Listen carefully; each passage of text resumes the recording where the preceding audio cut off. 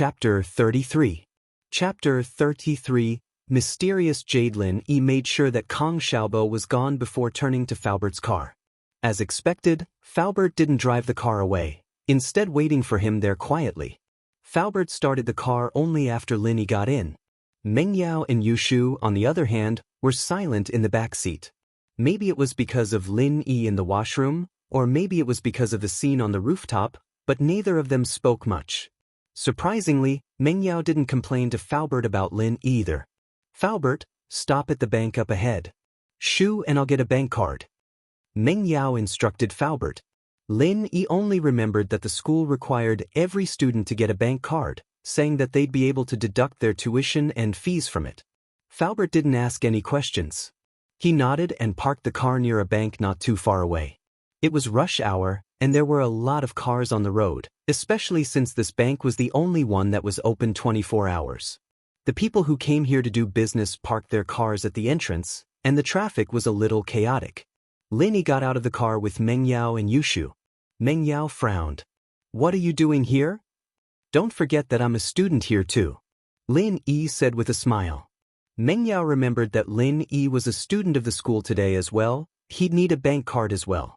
She didn't say anything else as she pulled Yushu's hand into the bank. The jade on Lin Yi's neck reacted the moment he stepped into the bank, startling Lin. It was the same jade he'd brought out of the cave at the foot of West Star Mountain, but Lin Yi still didn't know what it was for or how to use it. But the jade would always react in a subtle way every time something big happened, as if it was trying to send Lin Yi a message. Lin Yi didn't know what the jade was trying to say, but something was bound to happen once it happened. Just like that time in North Africa, he and the person he was protecting were trapped in the enemy's encirclement, but he relied on the early warning of the jade pendant time and time again to avoid the enemy's attacks, and was finally rescued. Or perhaps, before something good happened, the jade pendant would give a similar warning. For example, he once helped old Lin buy a lottery ticket and won $20. So, no matter what, the jade's reaction made Lin Yi's nerves go on high alert. Meng Yao and Yushu got their numbers after entering the bank, and Lin Yi got his number as well before sitting down at the waiting area. Lin Yi sat beside Yushu, knowing that Meng Yao was still hostile towards him. Yushu looked at Lin Yi meaningfully, the corner of her lips curling up. Lin Yi was in a very tense state as he waited for his number. Every time the jade reacted, something would happen, and this time would be no exception. Suddenly, Lin Yi's eyes stopped on a black MPV parked outside the bank. "Let's go." Lin Yi stood up abruptly, grabbing Yushu's hand as he spoke to Meng Yao and Yushu. What are you doing?" Yushu blinked as she looked at Lin Yi, her face blushing. She'd only held her brother's hand before, and she'd never held the hand of a young man before. Yushu didn't know what to do when Lin Yi grabbed her hand out of the blue, and she just stood there, dumbfounded. "Let's get out of here. We don't have time to explain." Lin Yi panicked as he tried to pull Yushu up. Slap. Meng Yao slapped Lin Yi's hand away from Yushu's. In actuality, it was more like Lin Yi had let go of Yushu's hand subconsciously. Meng Yao wouldn't have been able to pull that off with her strength alone. "Lin Yi, what are you doing? Are you taking advantage of Shu?" Meng Yao glared at Lin Yi, her eyes full of anger. I don't have time to explain, you guys leave with me." Lin Yi's eyes glanced at the corner of the street not far away from the bank's window as he said anxiously, "Taking advantage?" Lin Yi almost fainted. What kind of advantage was that? "Why?" Meng Yao humphed. "Who do you think you are? What's wrong with you? If you want to leave, you can leave by yourself. We still need to get a card." Yushu didn't know what was going on. What was wrong with Lin Yi? He looked calm and collected. Why was he so impulsive all of a sudden? "Let's get out of here first," Lin Yi couldn't help but say as he grabbed their hands. Yushu and Meng Yao's hands were pulled up by Lin Yi, one on the left and one on the right. "Let go." Meng Yao was going crazy. She didn't think that Lin Yi would reach out to her after molesting Yushu. She tried her best to shake off Lin Yi's hands. Yao, let's get out of here first." Yushu was more rational than Meng Yao. She had recovered from the shock and saw that Lin Yi's face didn't have that perverted expression on it anymore. Instead, it was replaced with an anxious expression. Yushu understood Lin Yi better than Meng Yao did, and she knew that Lin Yi wouldn't come all the way to the bank just to mess with them. If he really wanted to take advantage of them, then last night would have been the best time to do so.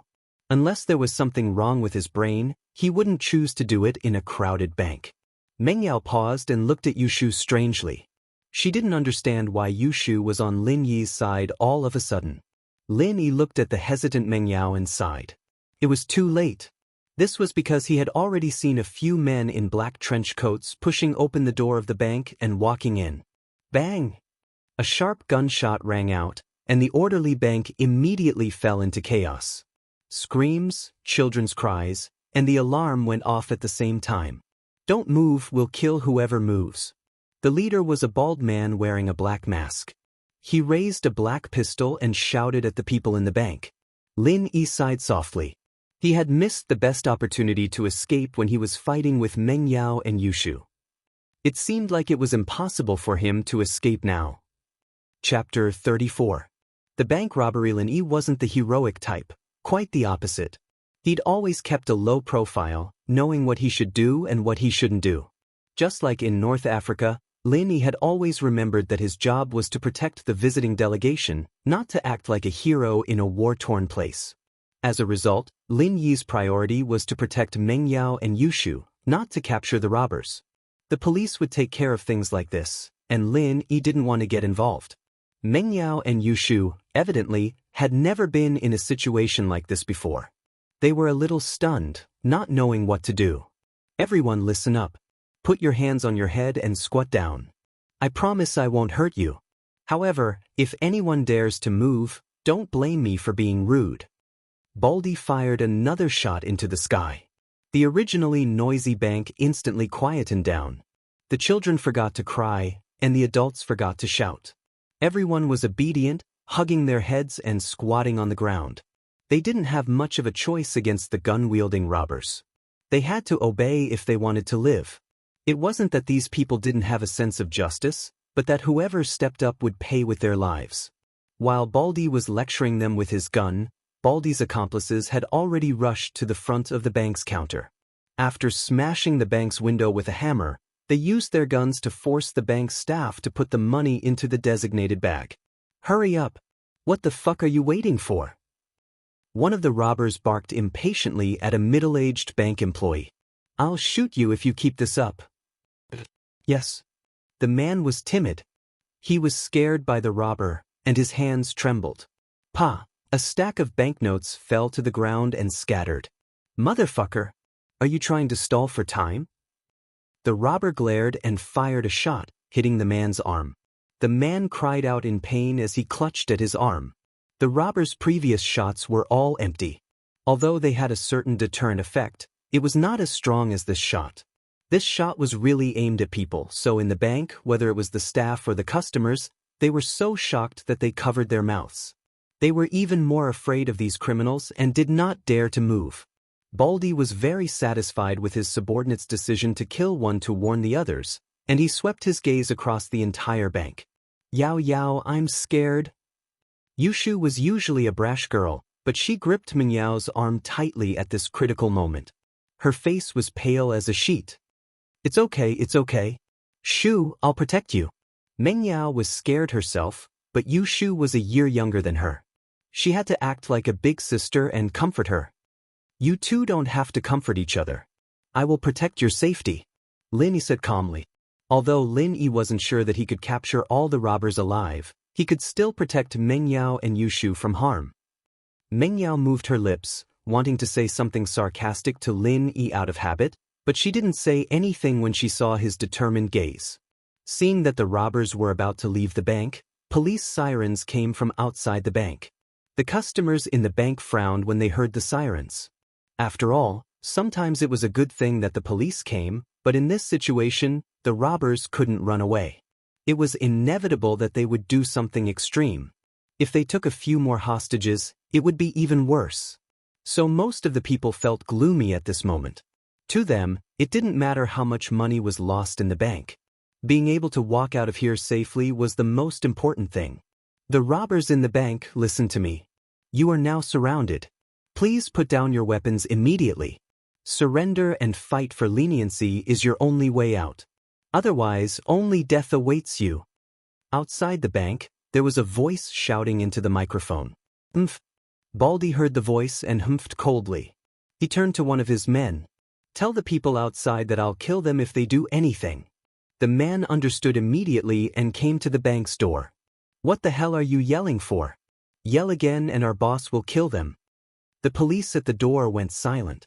They had to save the bank, but they also had to protect the people inside. It was a tough job. After receiving the call, the vice captain of the criminal police team, Lingshan, rushed to the bank with a large group of people. The captain of the criminal police team, Yang Huijuan, had gone to another city for a meeting, and Lingshan was left in charge of the team. To be honest, Lingshan was under a lot of pressure, especially after the call from the director.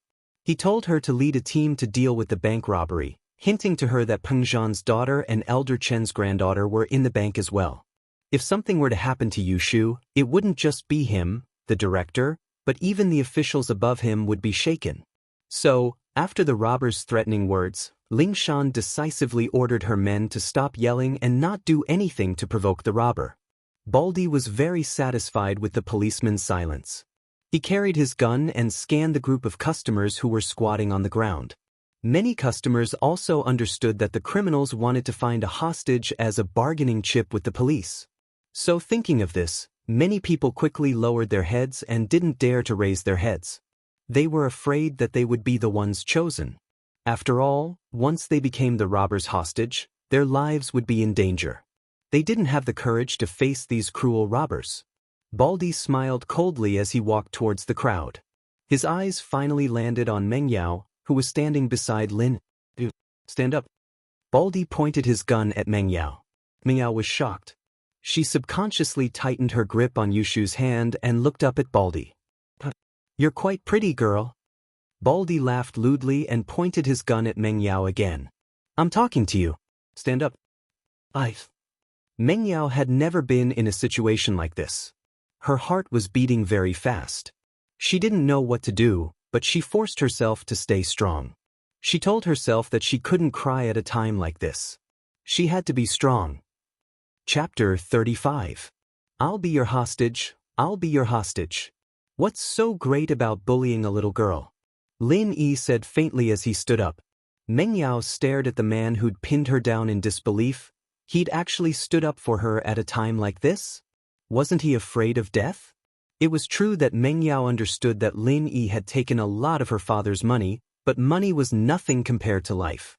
No one didn't care about their own lives, and Meng Yao wasn't stupid enough to think that Lin Yi was standing up just because he'd taken someone's money. Meng Yao felt that Lin Yi wasn't as despicable as before. At the very least, he was a man with an indomitable spirit. Meng Yao was certain that Pin Liang wouldn't stand up at a time like this. Perhaps he was even more afraid than she was, hiding his head even lower than she was. Why was she comparing Lin Yi to Pin Liang? Meng Yao shook the unrealistic thoughts. Now wasn't the time to think about things like that. Baldy wasn't expecting someone to cause trouble for him. After all, it was impossible for anyone to hide from a hostage, and yet this guy was still charging in? Was he an idiot? Who the fuck are you? Did I call you? Baldy frowned as he glared at Lin Yi. Stay where you are if you don't want to die. Don't you need a hostage? Who's different? Lin Yi shrugged. Don't worry, I'll cooperate with you. Motherfucker. Baldy was enraged. He thought to himself, why does this kid have to ruin my plans? He couldn't help but feel a surge of anger as he raised his gun and fired at Lin. With Lin Yi's current level of training, Baldy wouldn't be able to hurt him even if he shot him at such a close range. Ever since he started practicing the art of dragon mastery, Lin Yi's reflexes had become abnormally sharp. He only needed to tilt his body slightly to dodge the bullet. But the moment Lin Yi turned, Lin Yi's heart jumped. There was a girl behind him, and Baldy's bullet was coming at him from above. If he dodged, the bullet would hit the girl behind him, and even if the girl didn't die, she'd be heavily injured. Lin Yi clenched his teeth and turned his body around again, facing the bullet. The bullet pierced into Lin Yi's thigh. It wasn't as painful as it should have been, but Lin Yi still frowned. Fortunately, Lin Yi's positioning wasn't bad, and the bullet hit the flesh instead of the leg bone. The crowd screamed involuntarily, and Meng Yao and Yushu covered their mouths at the same time. Lin Yi took a bullet. Meng Yao and Yushu, on the other hand, saw it all clearly. Lin Yi could have easily dodged the shot, but he didn't want to hurt the girl behind him, so he took the shot. At the thought, Meng Yao's gaze on the girl behind Lin Yi grew angrier. Fuck, there's someone who's not afraid of death.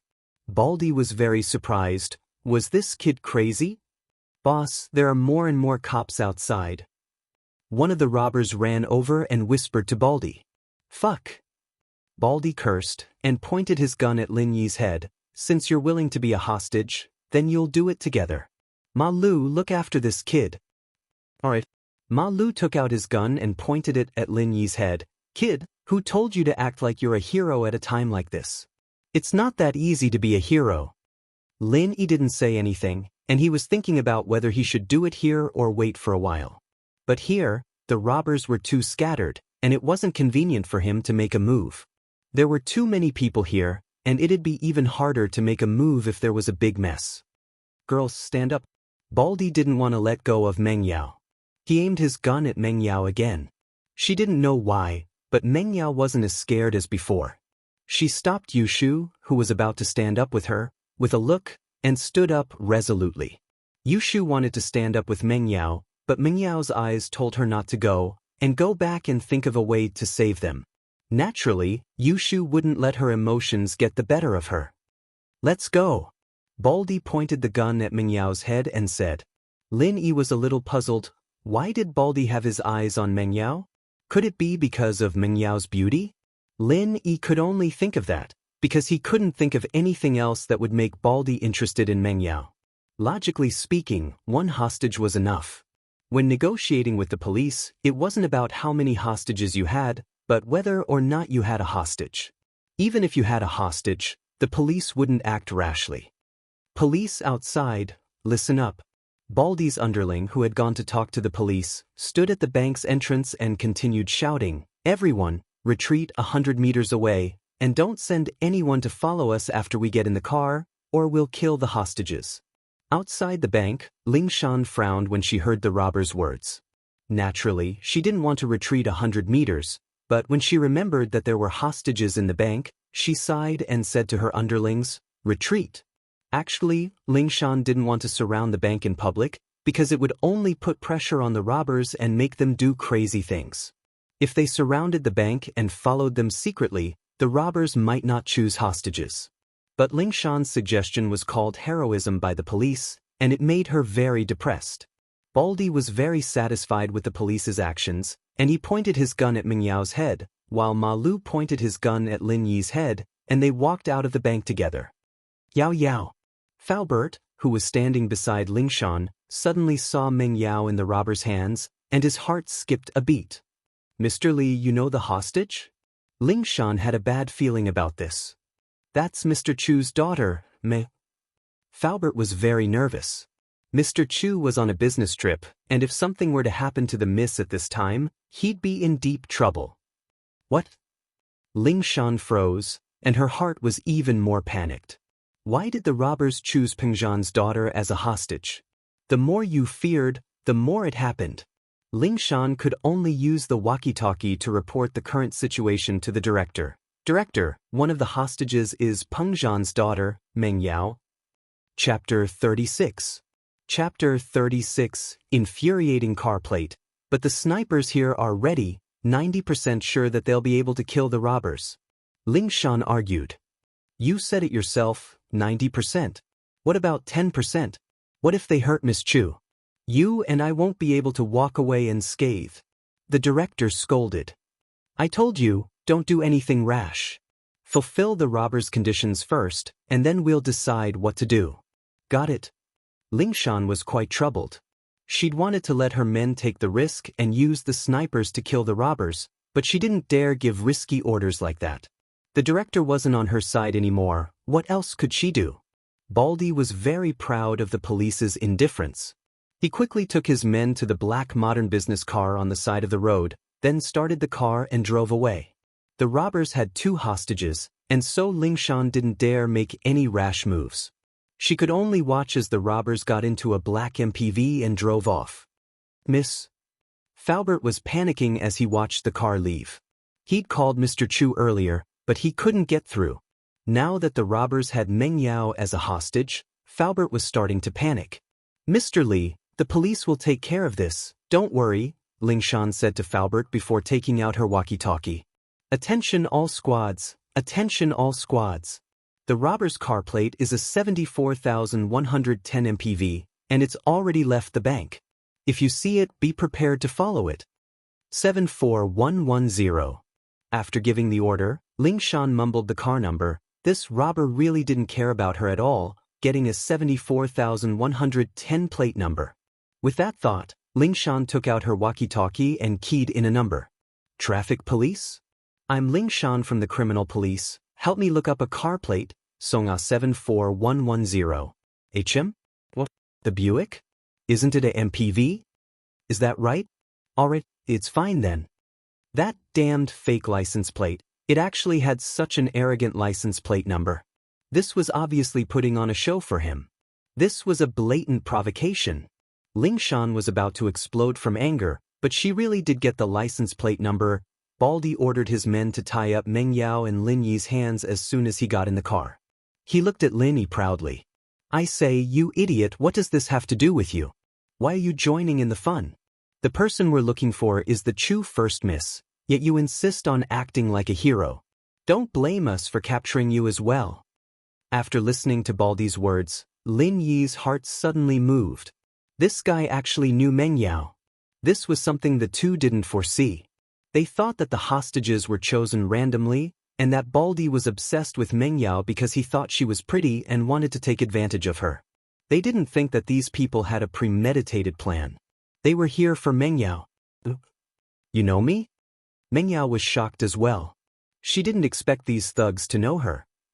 At the same time, she couldn't help but ask subconsciously. I know you, how could I not know you? You're the daughter of the chairman of Pengzhan Industries. Baldy enjoyed the feeling of being on top of others. Why would I capture you if I didn't know you? Why did you capture me? Meng Yao felt that something was wrong. These people seemed to have a premeditated plan, and they were here for her. Capture you? What do you think? Baldy opened his big mouth, revealing a mouthful of yellow teeth. Tell me, what do you have that's worth capturing? Meng Yao was startled.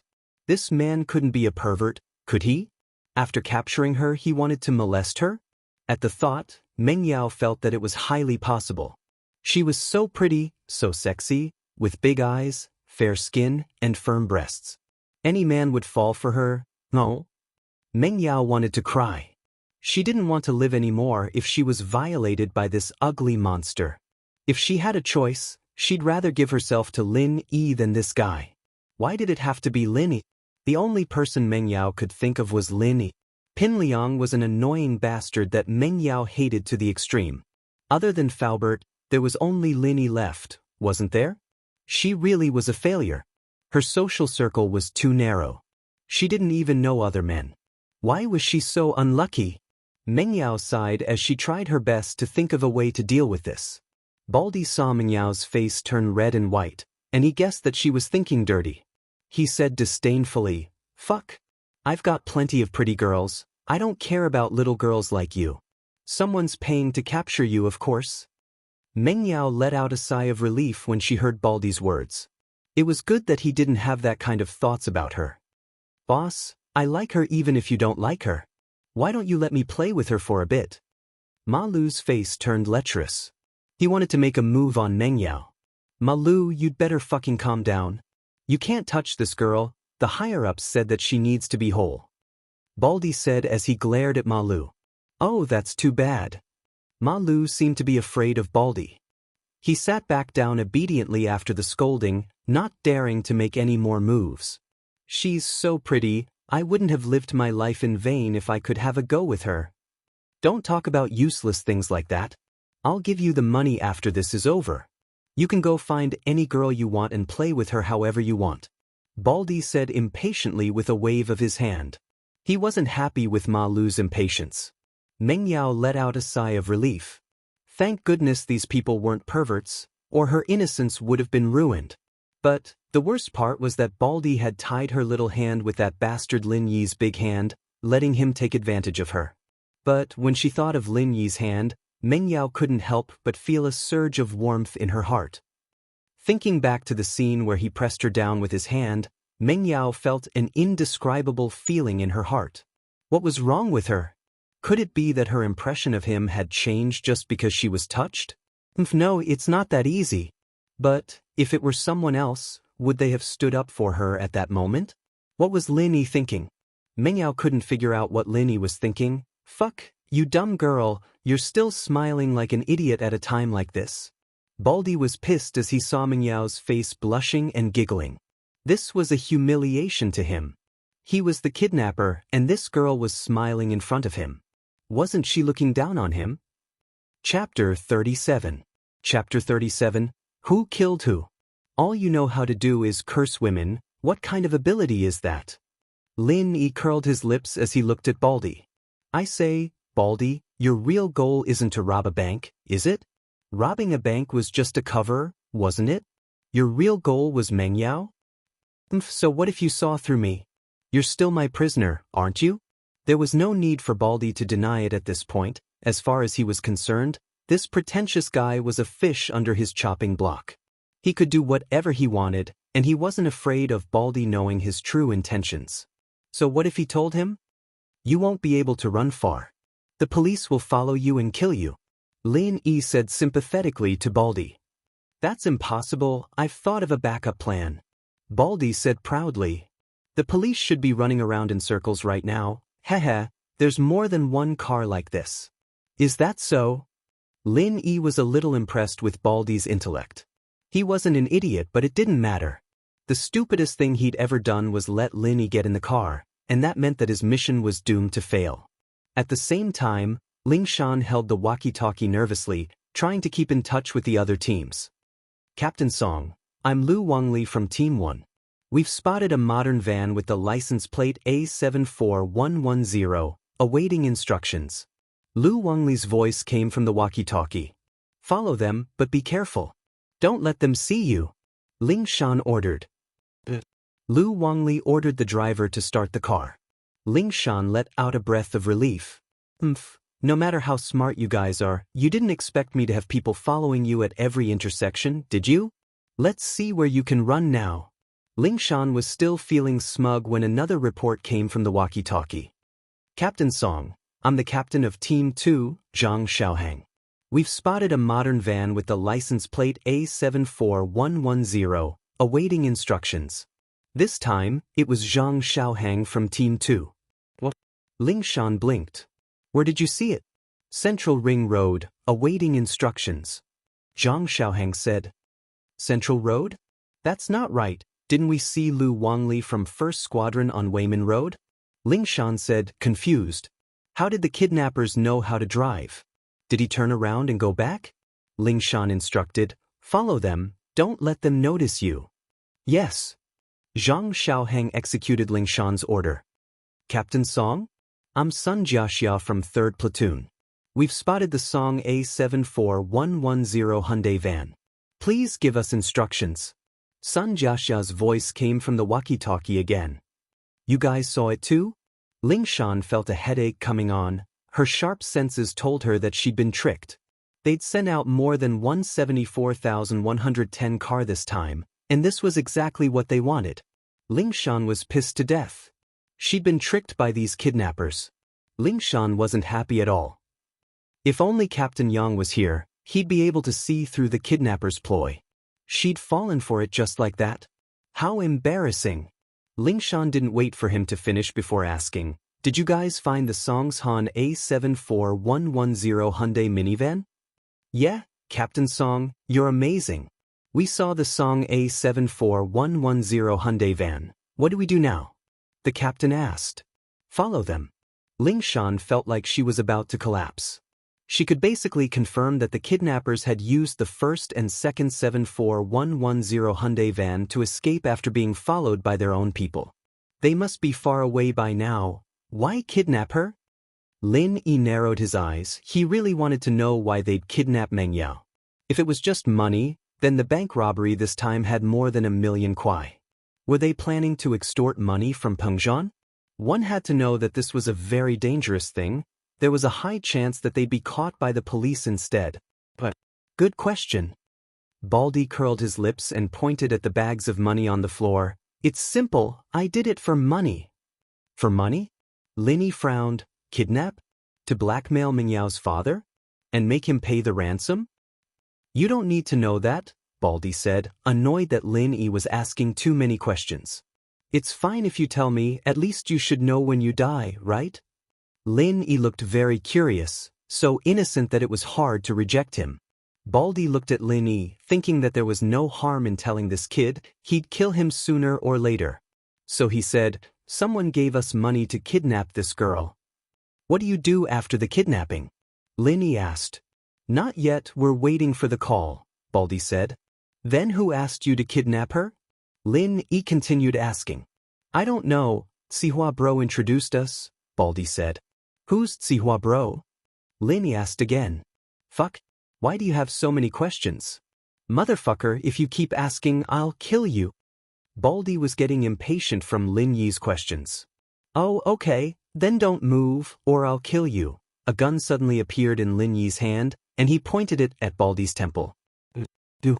Baldy's eyes widened. Who could tell him what was going on? Wasn't this kid's hands tied? Why did he have a gun? In the car, the other kidnappers were shocked as well, not understanding what was going on. Lin Yi pointed a gun at their boss's head. How did you untie the rope? Baldy didn't understand. Indeed, he didn't understand. Weren't Lin Yi's hands tied together? Oh, I was stupid when I was a kid.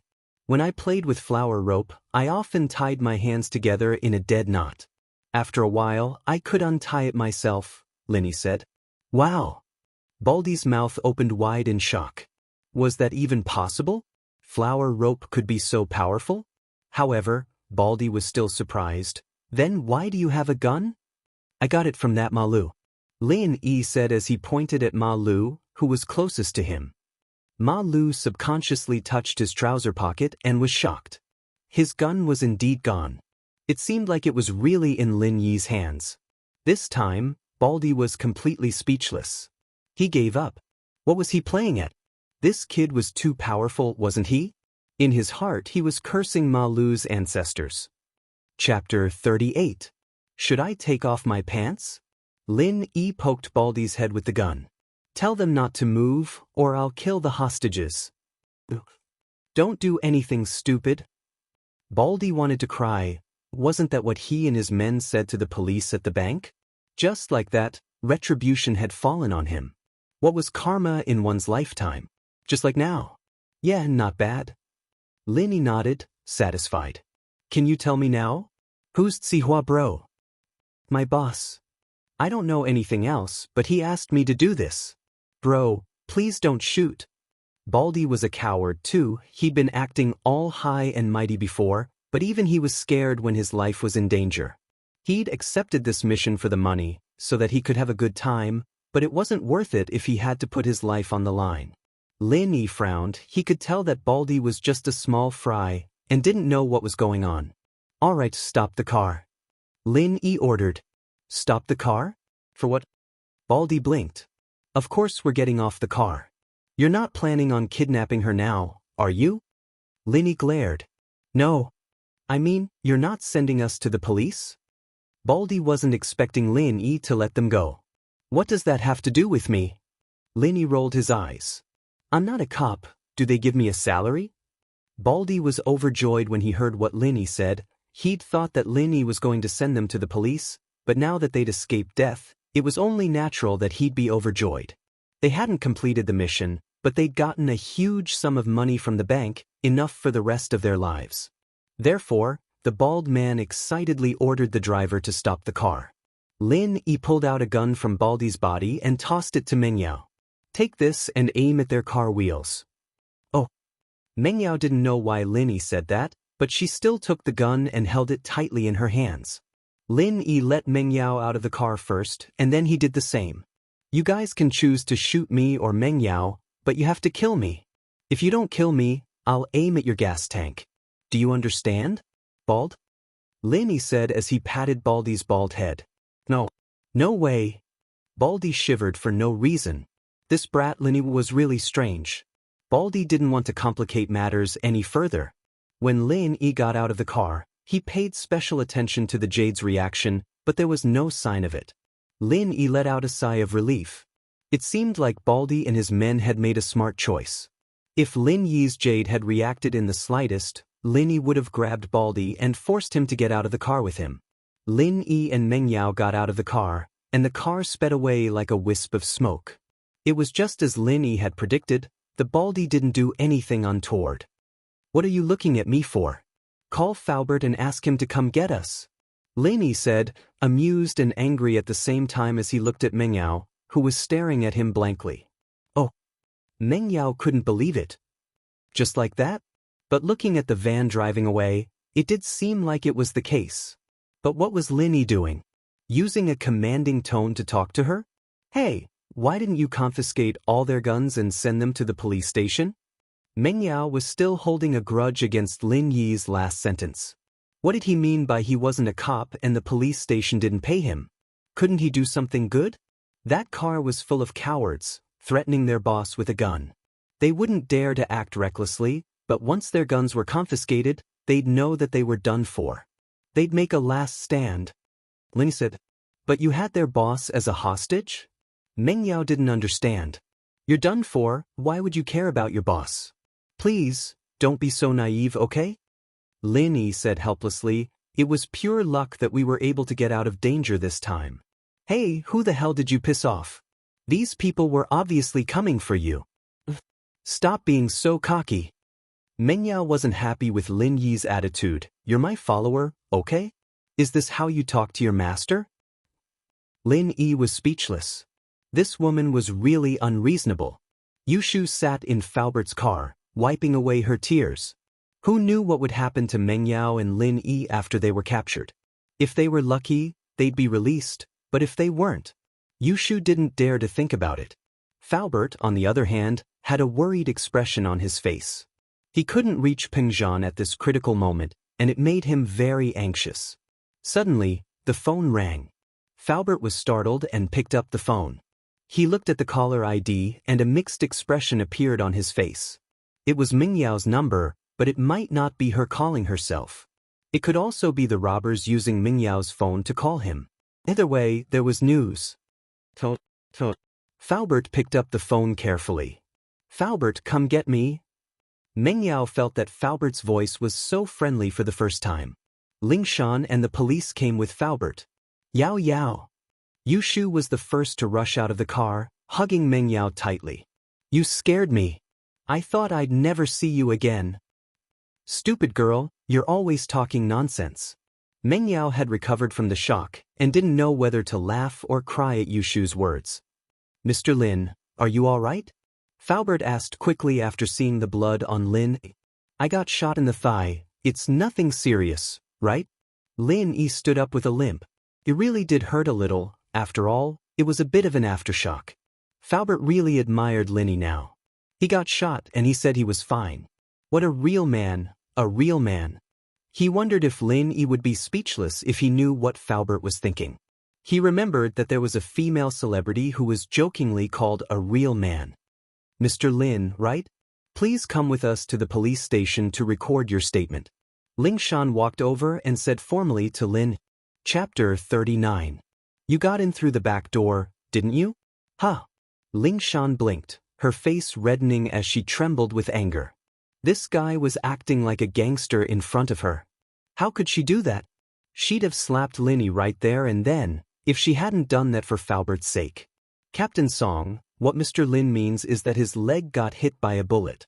He can show you if you don't believe me, Faubert quickly explained for Lin, knowing that she'd misunderstood. Lingshan only noticed the bloodstains on Lin Yi's pants then, feeling a little embarrassed. Is that so? You should go to the hospital first. She hated Lin a lot. She might be a cop, but she was still a girl. What kind of person would do something like that? A qualified cop needs to have sharp observation skills. There's a lot of blood on my pants, and you didn't even see it. I really don't understand how you became a captain, did you? Did you get in through the back door? Lin Yi said faintly, noticing the disgust in Lingshan's eyes.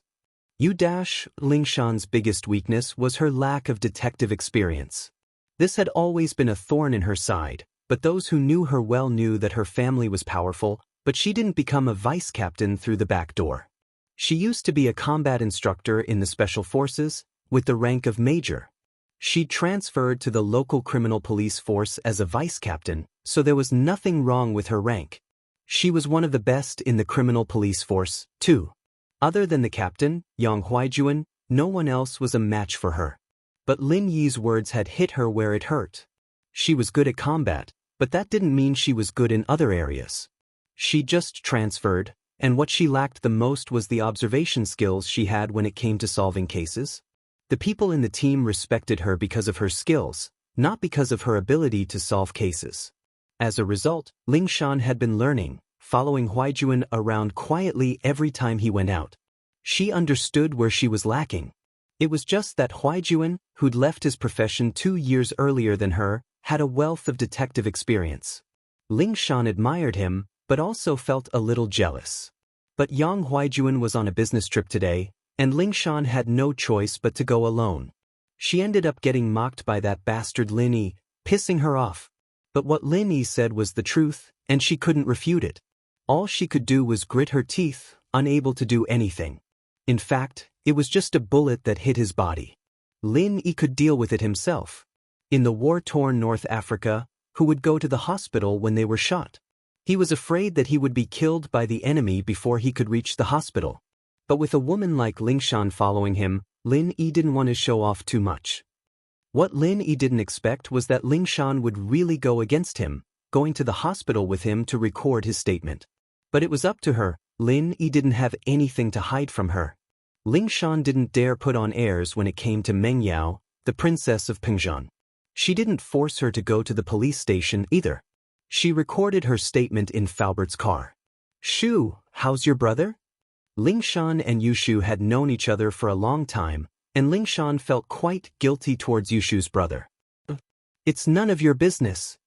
Yushu smiled coldly and turned her head away, not giving Lingshan any face at all. Lingshan smiled bitterly and turned to Mengyao. "Miss Chu, let's take a statement then." Yushu couldn't help but gasp as Mengyao recounted what had happened. "Wow, Lin Yi's that good? It can't be, right? Yao Yao, I told you, letting him be your shield is the right thing to do. I guarantee that he'll help you deal with any man who tries to harass you." Who wants him?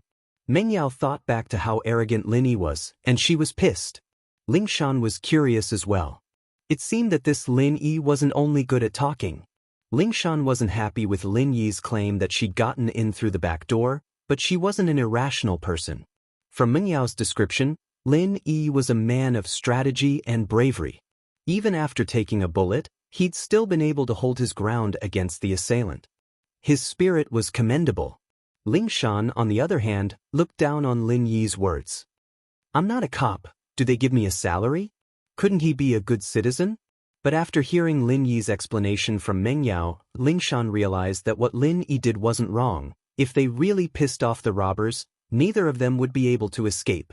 But as for why the robbers were specifically targeting Mengyao, she didn't understand. These people went around in circles just to kidnap Mengyao? But it could also be a cover-up, not arousing House Chu's suspicions. There could also be other motives, but she didn't know for sure now. She could only wait for Baldy and his gang to be captured before making a decision. "Miss, I think Mr. Lin is very qualified. Mr. Chu's eyes aren't wrong. With him with you, I can finally relax," Falbert said with lingering fear, but now he truly understood Mr. Chu's intentions. This Lin Yi really wasn't simple. Mengyao's lips moved, wanting to refute Falbert's words, but for some reason, the scene in the bank where Lin Yi stood up for her kept replaying in her mind. Because of Lingshan's presence, the hospital didn't ask too many questions about Lin Yi's gunshot wound. The hospital didn't need to take any responsibility for treating a gunshot wound under the name of the police. Lin Yi was pushed into the surgery room, and the main surgeon said to the nurse, Prepare the anesthetic, I'm going to take out the bullet. No need. Lin wasn't interested in anesthetics and other Western medicine. He didn't like using them. Once or twice wasn't a big deal, but if he used it too much, it would bring side effects to his body. The main surgeon paused.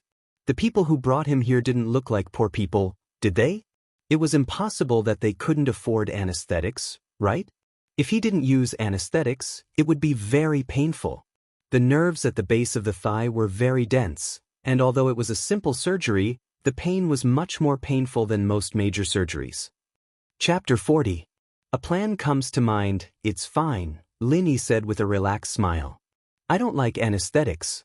There'll be side effects. The surgeon was taken aback for a moment, but he nodded. Since Lin insisted, he had no choice but to do as he was told. The surgery wasn't life-threatening, so he wasn't going to force the issue. Young man, you'll have to endure it. The surgeon ordered the nurses to get ready for the surgery. Lin wasn't afraid of pain, but that didn't mean he didn't feel pain. Still, Lin could endure this level of pain. Back then, when he fell from the top of the West Star Mountain, it was much more painful than this. It was the pain of his internal organs being strung together. Young man, how did you get hurt?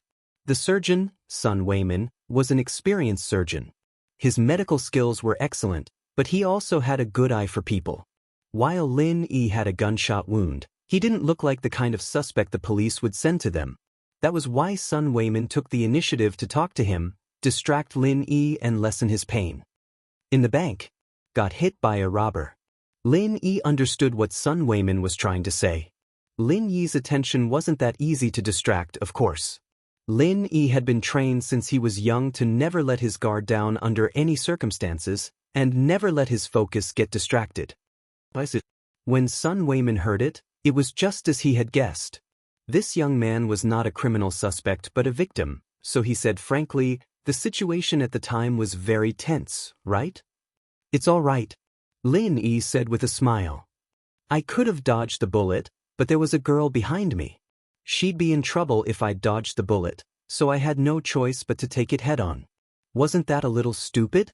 Lin had seen similar news reports back in the mountains. People who did good deeds were called idiots, and people who were cold and selfish were called smart.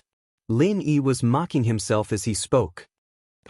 When Sun Weimin heard that Lin was actually injured like this, he immediately admired this young man in his heart. Young man, you are very great. This wasn't a fool. This was a hero saving a damsel in distress. Did that girl fall in love with you at first sight? After that, I was taken hostage by the robbers. Who knows what she was thinking? Lin smiled bitterly. At that time, she probably didn't think that I was taking the bullet for her.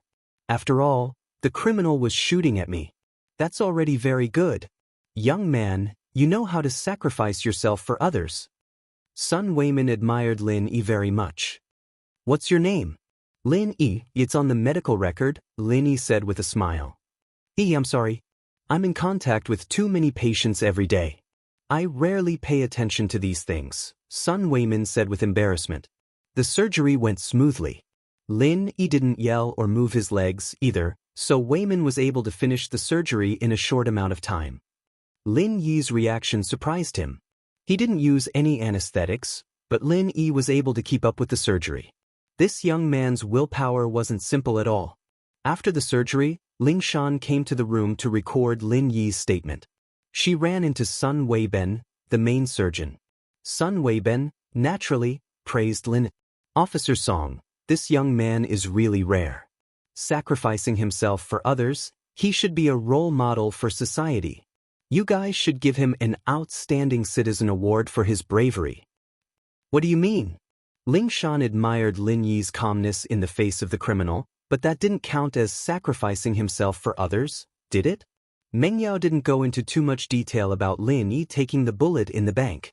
She only said that Lin Yi was shot by the robber, so Ling Shan didn't know the details of the whole thing. You still don't know? Lin Yi could have dodged the gunman's shot, but he saw that there was a girl behind him. If he dodged the shot, the girl behind him would be in trouble, and so he took the shot. Sun Weimin praised. It's the first time I've seen a young man with such a sense of justice and compassion. Ling Shan frowned. Was this for real? Why did it sound like a story? Plus, a bullet wasn't something that Lin Yi could dodge just because he wanted to. Sun Weimin was a special ops instructor, and even he couldn't guarantee that he could dodge a bullet. Was this Lin Yi better than him? Ling Shan couldn't believe it. Dr. Sun, who did you hear this from? Lin Yi told me himself. Sun Weimin said. He said it himself? Ling Shan paused. How could she believe her own words? Was he messing with her? She said that she could kill an elephant with one punch. Who'd believe her?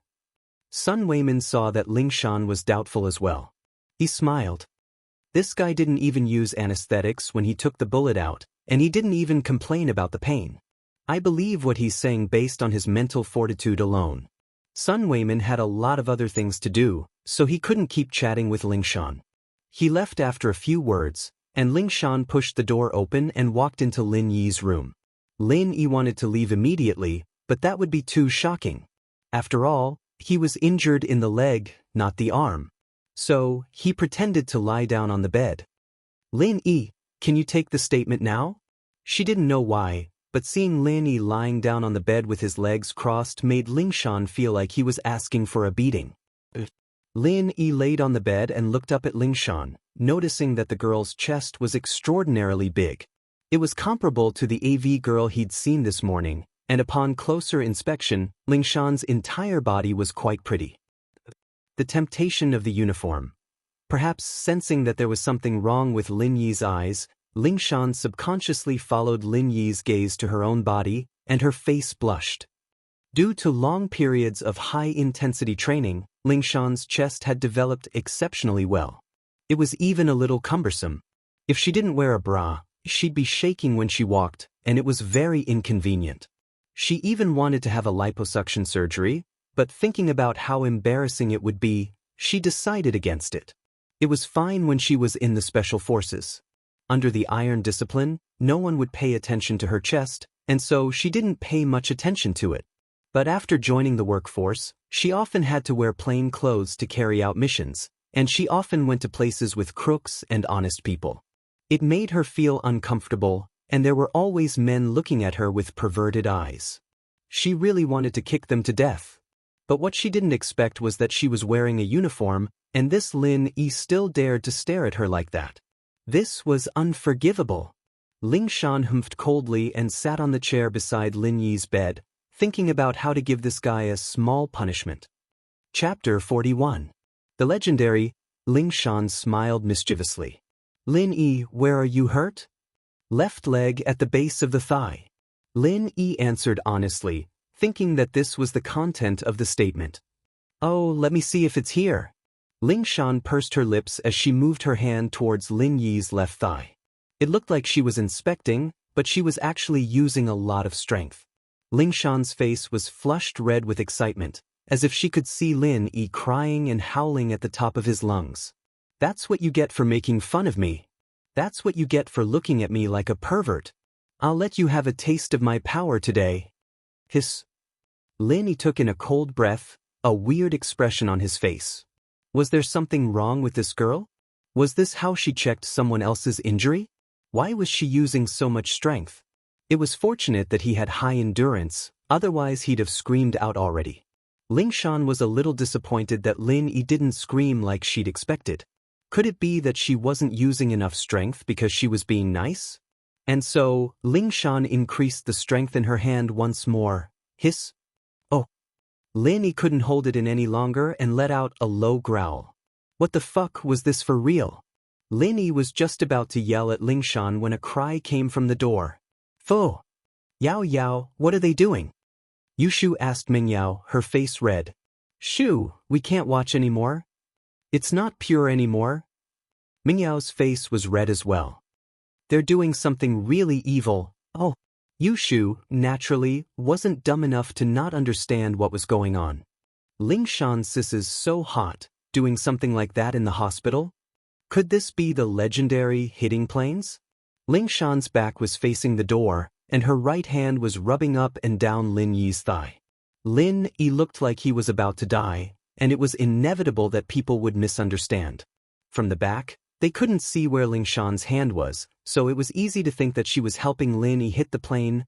Lingshan didn't know what they were talking about at first, but Yushu's words about the legendary hitting planes made her shiver. Looking at the expression on Lin Yi's face, it was hard not to misunderstand. Lingshan's face went feverish, and she was just about to explain when a cough sounded. It turned out that Faubert had come to Lin Yi's room with Meng Yao and Yushu. Seeing the situation, Faubert couldn't help but cough dryly.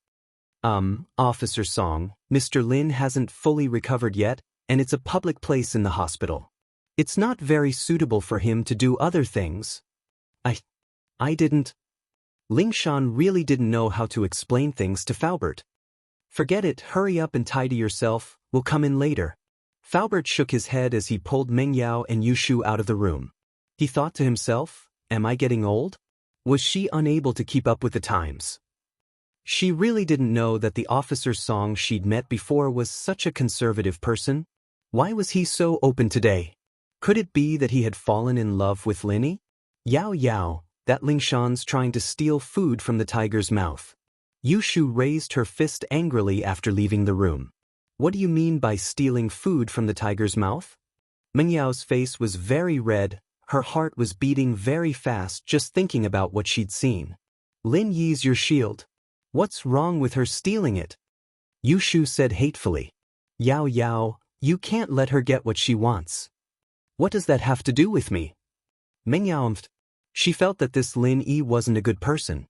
Her impression of him had changed a little, but now her image of him fell to the ground once more. Doing something this dirty in the hospital was unforgivable. How unexpected, that famous cold beauty Lingshan would actually do something like this.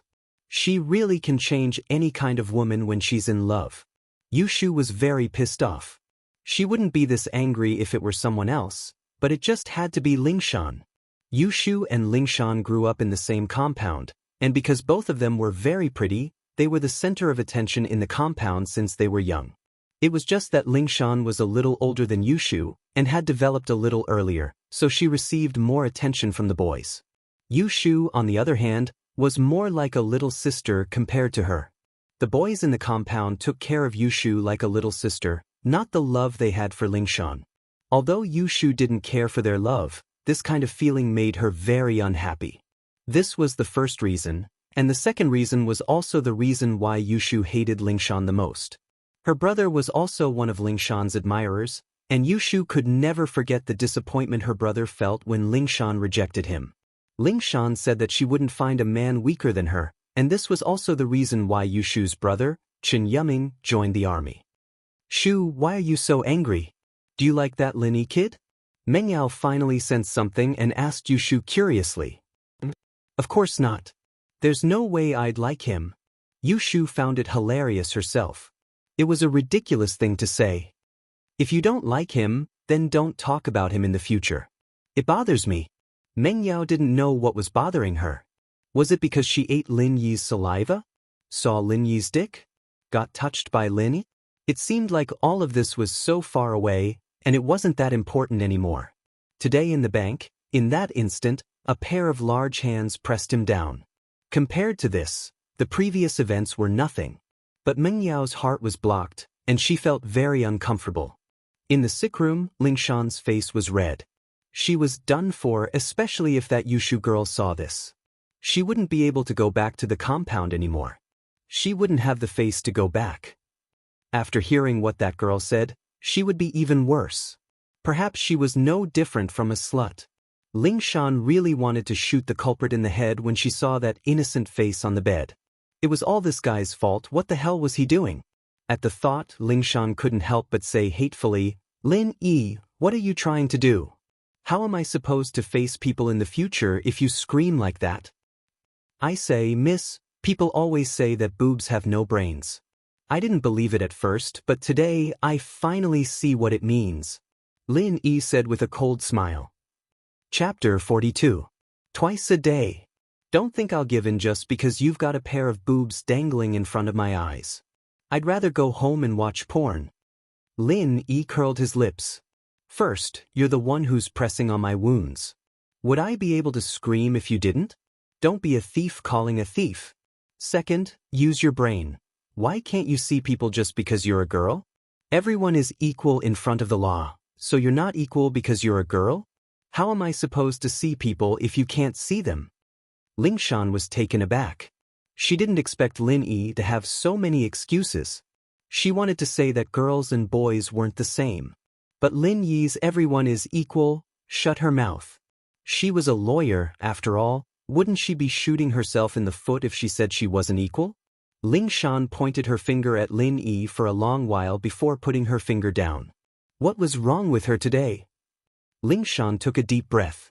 Was this still the same person she used to be? She was usually calm and collected, never getting angry over anything, but today, she'd lost her composure time and time again in front of Lin Yi. It was all Lin Yi's fault, always exposing her shortcomings. She wouldn't have gotten so angry otherwise. Ling Shan's head cleared up quite a bit at the thought. Indeed, Lin Yi was right. He wouldn't have screamed if she hadn't wanted to touch his wounds. He wouldn't have screamed, and she wouldn't have touched his wounds. Naturally, there wouldn't be any misunderstandings. Everything that had happened today could be said to be her own fault, and it wasn't Lin Yi's fault at all. As pissed as she was, she still lowered her head. I've lost my composure. Can we take a statement now? All right. Lin Yi wasn't expecting the song girl to change into a different person all of a sudden. What's your name? Ling Shan was back to her usual cold self, as if the angry girl wasn't her at all. Lin Yi said cooperatively. He didn't want to make things difficult for Ling Shan, and what he said just now was to get back at her for hurting his wound. In fact, a girl being misunderstood like this was much worse than a guy. He'd already been misunderstood by Yushu this morning, but that didn't affect Lin Yi's daily life at all. Yushu didn't look down on him either. Ling Shan continued. 18 years old, just an adult, Lin Yi said with a smile. Ling Shan's face reddened. She felt that Lin Yi's words and smile were implying something. It was as if he was implying that she was helping him with something, that he was an adult, and that she wasn't teasing an underage boy. She was going crazy. Ling Shan felt like her head was about to explode. If this went on, he wouldn't be able to concentrate on his work. It seemed like she hadn't adjusted her mentality yet. Ling Shan planned on asking Huaijuan Bro for advice when he came back. She'd never seen Huaijuan show any emotions on his face before, and it was as if the captain was always calm and collected. Ling Shan admired that. Tell me about the situation at the bank. Ling Shan sighed as she spoke to Lin. After finishing Lin Yi's statement, Ling Shan left the hospital quickly under Faubert, Meng Yao, and Yushu's suspicious and disdainful gazes. Ling Shan felt like a fireball, hot and red at the same time. Mr. Lin, are you all right? Faubert was a little surprised to see Lin able to get up just like that. This gunshot wound would take at least a couple of days, right? I'm fine. Lin Yi shook his head. Wow. Twice a day. Yushu whispered with a mischievous smile as she walked past Lin. Lin Yi paused before realizing what Yushu was talking about. He didn't know whether to laugh or cry. Twice a day? Both times were just misunderstandings. Meng Yao, on the other hand, didn't say anything. She only looked at Lin Yi coldly before pulling Yushu out of the room. That's just how Yao Yao is. Please don't mind her, Mr. Lin. Faubert patted Lin Yi's shoulder after Meng Yao and Yushu left. It's all thanks to you today. When Mr. Chu comes back, I'll definitely ask for a reward for you. No need. Lin Yi smiled. Mr. Chu gave me so much money, naturally, I have to be worthy of it. Ha! Faubert laughed happily. No matter what, it's all thanks to you today. Faubert, this isn't as simple as it seems. According to that baldy, someone called Sihua Bro ordered them to do this. Their main motive this time was probably a bank robbery. Kidnapping Meng Yao was the real deal. Lin Yi said, although I don't know what the mastermind is planning, I think we still need to investigate this. The police force alone isn't enough. Yes, I understand. I'll talk to Mr. Chu about this. Faubert nodded. He was suspicious as well. Why did Meng Yao get kidnapped when Mr. Chu was away? Was there a connection between this and the kidnapping? Lin Yi didn't say much. After all, this was a family matter. He couldn't go overboard.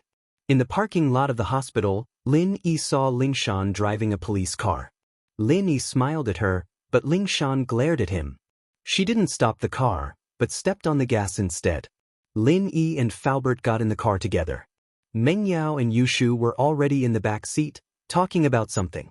But when Faubert and Lin Yi got in the car, the two stopped talking. The atmosphere in the car became heavy. Meng Yao and Yushu were talking about Lin Yi in the car. Meng Yao's opinion was firm, and she wanted Lin Yi to leave. Yushu, on the other hand, thought that Lin Yi staying wasn't bad at all. At least he would have breakfast every day. This made Meng Yao furious. Why did he only know how to eat? There were plenty of chefs in the restaurants under her family. Why would they need a country bumpkin like Lin Yi? And so, the two fell silent. When Lin Yi got in the car, it became even more silent. Faubert parked the car in front of Meng Yao's villa. It seemed that Yushu was going to stay with Meng Yao. Faubert didn't even park the car in front of Yushu's house. The three got out of the car, and Faubert drove away. He still had to go to the hotel to prepare food for the three kids. Of course, in his eyes, Lin Yi was also a kid. Stop! Meng Yao stopped Lin Yi the moment he stepped into the villa. Chapter 43. She doesn't like him. You saved me today. I'm very thankful for that. I'll tell my dad to give you more money as a reward, but that doesn't mean I'll accept you. I'll tell my dad to fire you when he gets back. Meng Yao said after some hesitation. Lin Yi shrugged, a helpless smile on his face. Don't worry, I won't stay here if Mr. Chu fires me. Lin Yi felt like he was a bit of a failure. Was it because the miss was too hard to please, or was it because he wasn't good enough? But it didn't matter, as much as he liked the easy life he had right now, going to school and getting out of school, living with two beautiful girls, and having a good friend at school, it wasn't a life that belonged to him. Meng Yao panicked even more as she watched Lin Yi's downtrodden silhouette. Was she wrong? Shouldn't she have kicked him out? Meng Yao's heart wavered for the first time in her life. Lin Yi was the scale that she was supposed to be on. Lin Yi went back to his room and took off his clothes. There was a large patch of blood on his pants, and it looked like he wouldn't be able to wear them anymore. It was such a waste of a good pair of pants. Lin Yi's heart ached a little as he tossed the pants into the trash can in the corner of his room. Lin Yi took out a spare set of school uniform. Lin Yi walked out of his room after changing. Meng Yao and Yushu were watching TV on the sofa, and Lin Yi didn't want to disturb them. He sat down on the sofa furthest away from them and started watching cartoons with them. Yushu glanced at Lin Yi before going back to watching cartoons. Meng Yao, on the other hand, didn't even look in Lin Yi's direction. Because of the bank robbery, it was already past 9 p.m. when he got home. Although Uncle Fu rushed to the hotel to get the food, it was already 10:30 p.m. by the time it was delivered to the villa. It was already 10:30 p.m. As usual, Faubert left after leaving the food behind. The only difference was that when he left today, he specifically reminded Lin Yi, don't forget to check if the door is locked at night. Protect the two girls. Don't worry, Faubert. Lin Yi gave Faubert a reassuring look. When Lin Yi cultivated at night, he could already replace sleep.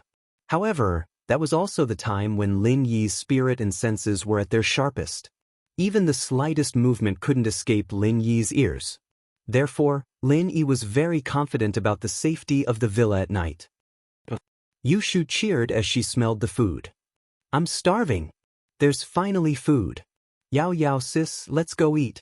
Meng Yao stood up and walked to the kitchen with Yushu. She was a little hungry as well, but there was an indescribable pressure in her heart.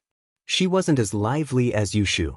Yushu couldn't wait to open the sealed container as they sat at the dining table, salivating.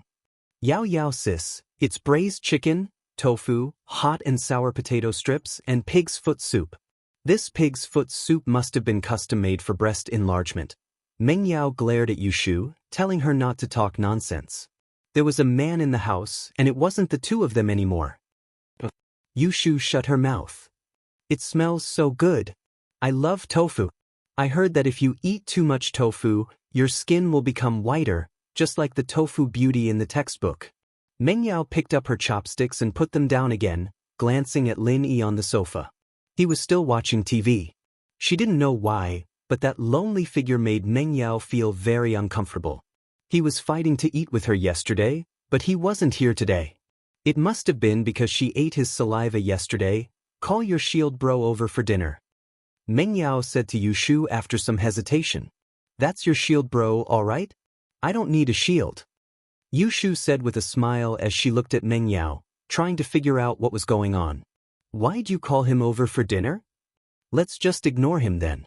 Meng Yao said coldly, feeling a little nervous under Yushu's pressure. Oh, I'll go get him then. Yushu smiled and stood up, calling out to Lin Yi in the living room. Shield bro, it's dinner time. You guys eat first, I'll eat after you guys are done. Meng Yao doesn't like me. Lin Yi said gratefully as he looked at Yushu. This girl was really nice to him, after all. He didn't make her noodles for nothing. Meng Yao's hand shook when she heard Lin Yi's words, and a piece of braised chicken fell onto the table. Meng Yao wanted to cry. She was the one who asked Lin Yi to come over for dinner, and this guy was treating Yushu like a kind-hearted person. He even said that she didn't like him. What a waste of my good intentions.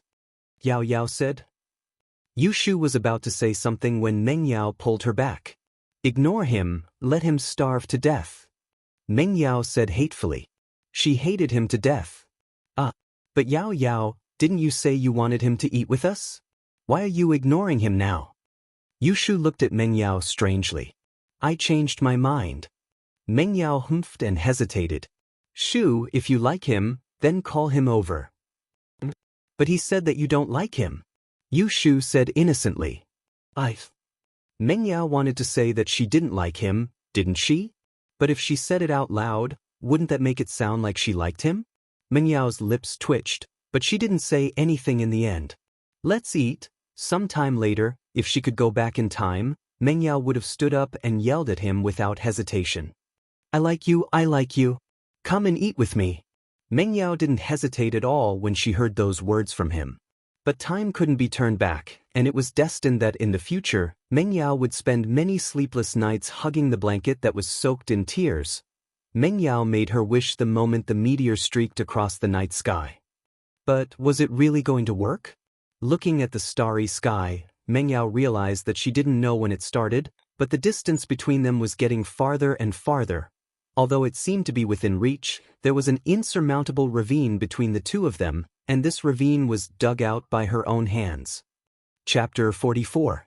Let me tell you a secret. After the two girls finished eating, they went upstairs. It was already very late, about 11 o'clock. They still had to go to school tomorrow, so they should rest early at this time. Lin Yi stood up and walked to the dining table, a beautiful smile on his face. He didn't hear what Yushu and Meng Yao were talking about, but he saw everything that happened after Yushu told him to eat and sat down at the dining table. The two girls spoke very softly, but they didn't expect Lin Yi to be able to read lips. Lin Yi heard every single word Meng Yao said. So the miss was a girl with a sharp tongue, but a soft heart. Lin Yi smiled faintly as he started cleaning up the leftovers. It wasn't really leftovers, since the two girls didn't have big appetites. They wouldn't be able to finish 4 big boxes of food no matter how hungry they were. They only took a few bites of the braised chicken, evidently afraid of getting fat. In fact, being able to eat Meng Yao and Yushu's leftovers was a great blessing to the boys. Pin Liang, for example, wouldn't get sick of it even if he had to eat it every day. Lin Yi was famished, and he let out a satisfied burp after finishing everything on the table. Footsteps came from behind him, but Lin Yi didn't turn around. He could tell from the footsteps that it was Yushu. The two's footsteps were slightly different, but Lin Yi could tell them apart. Wow. Shield bro, are you a pig? You can eat so much. As expected, it was Yushu. She was a little thirsty, so she went down to grab a drink when she saw the empty lunchboxes on the table. She jumped in fright. Lin smiled. It's all right, but you two sure are wasteful, leaving so much food every day. We have you now, don't we? Yushu said disapprovingly. Evidently, it wasn't easy for them to understand the feeling of, who knows how hard it is to eat, in a big family like this? Lin Yi didn't say anything. He understood the difference in their environment, and there was no point in explaining things like that. Yushu and Meng Yao wouldn't understand anyway. Right, shield bro, let me tell you a little secret. Yushu said mysteriously to Lin Yi as she took out a bottle of black tea from the fridge. What secret? Lin Yi blinked as he looked at Yushu. Sister Yao Yao said she didn't say she doesn't like you. You can eat with us next time. Yushu whispered. I see. I understand. Lin Yi nodded. Thank you. But next time, I'll wait for you guys to finish eating. Why? Yushu asked. I'm afraid it won't be enough for you guys. Lin Yi smiled as he pointed at the empty lunchboxes on the table. Yushu said with a smile. I'm going upstairs, you rest early too. With that, she made a goodbye gesture and ran up the stairs. Lin Yi shook his head as he watched Yushu's figure disappear. This girl gave him a feeling that he couldn't see through. She looked cute, but she was actually very shrewd. Because of his leg injury, Lin Yi didn't take a shower. He wiped his body with a wet towel and went to bed. He didn't expect to get injured here. Lin Yi didn't bring the herbs from his hometown, and he couldn't heal the injury as fast as possible.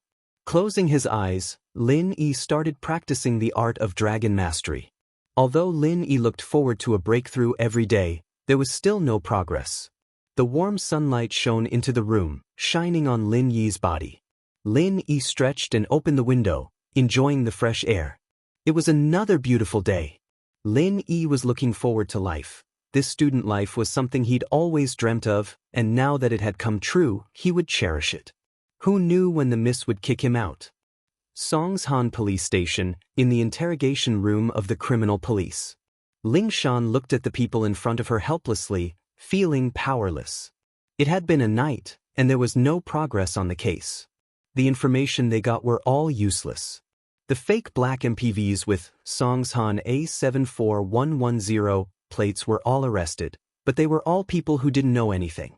Ling Shan didn't believe it at first, but after investigating these people's backgrounds, Ling Shan was disappointed. These people were either laid-off drivers or bus drivers on vacation. The cars with the Song A74110 license plate were hired by someone else. They were each given 500 yuan to drive the cars to the designated location at the designated time. These people didn't even get to the designated location before they were caught by the police. At first, they thought that it was the traffic police who caught them because their cars didn't have legal documents, but they accepted the job because of the 500 kwai. When they found out that it was related to a bank robbery, they realized that they'd been tricked by the criminals. These people could only be sent to the traffic police and dealt with according to the traffic laws. Ling Shan couldn't vent her anger on these people. The exhaustion of the night was a waste of energy, and Ling Shan was depressed. After all, this was her first time solving a case on her own, and the pressure was unimaginable. Captain Song, should we increase the intensity of the search? Lu Wangli, the squadron leader of the first squadron, asked. They'd been searching for the entire night, but they hadn't found any traces of the robbers.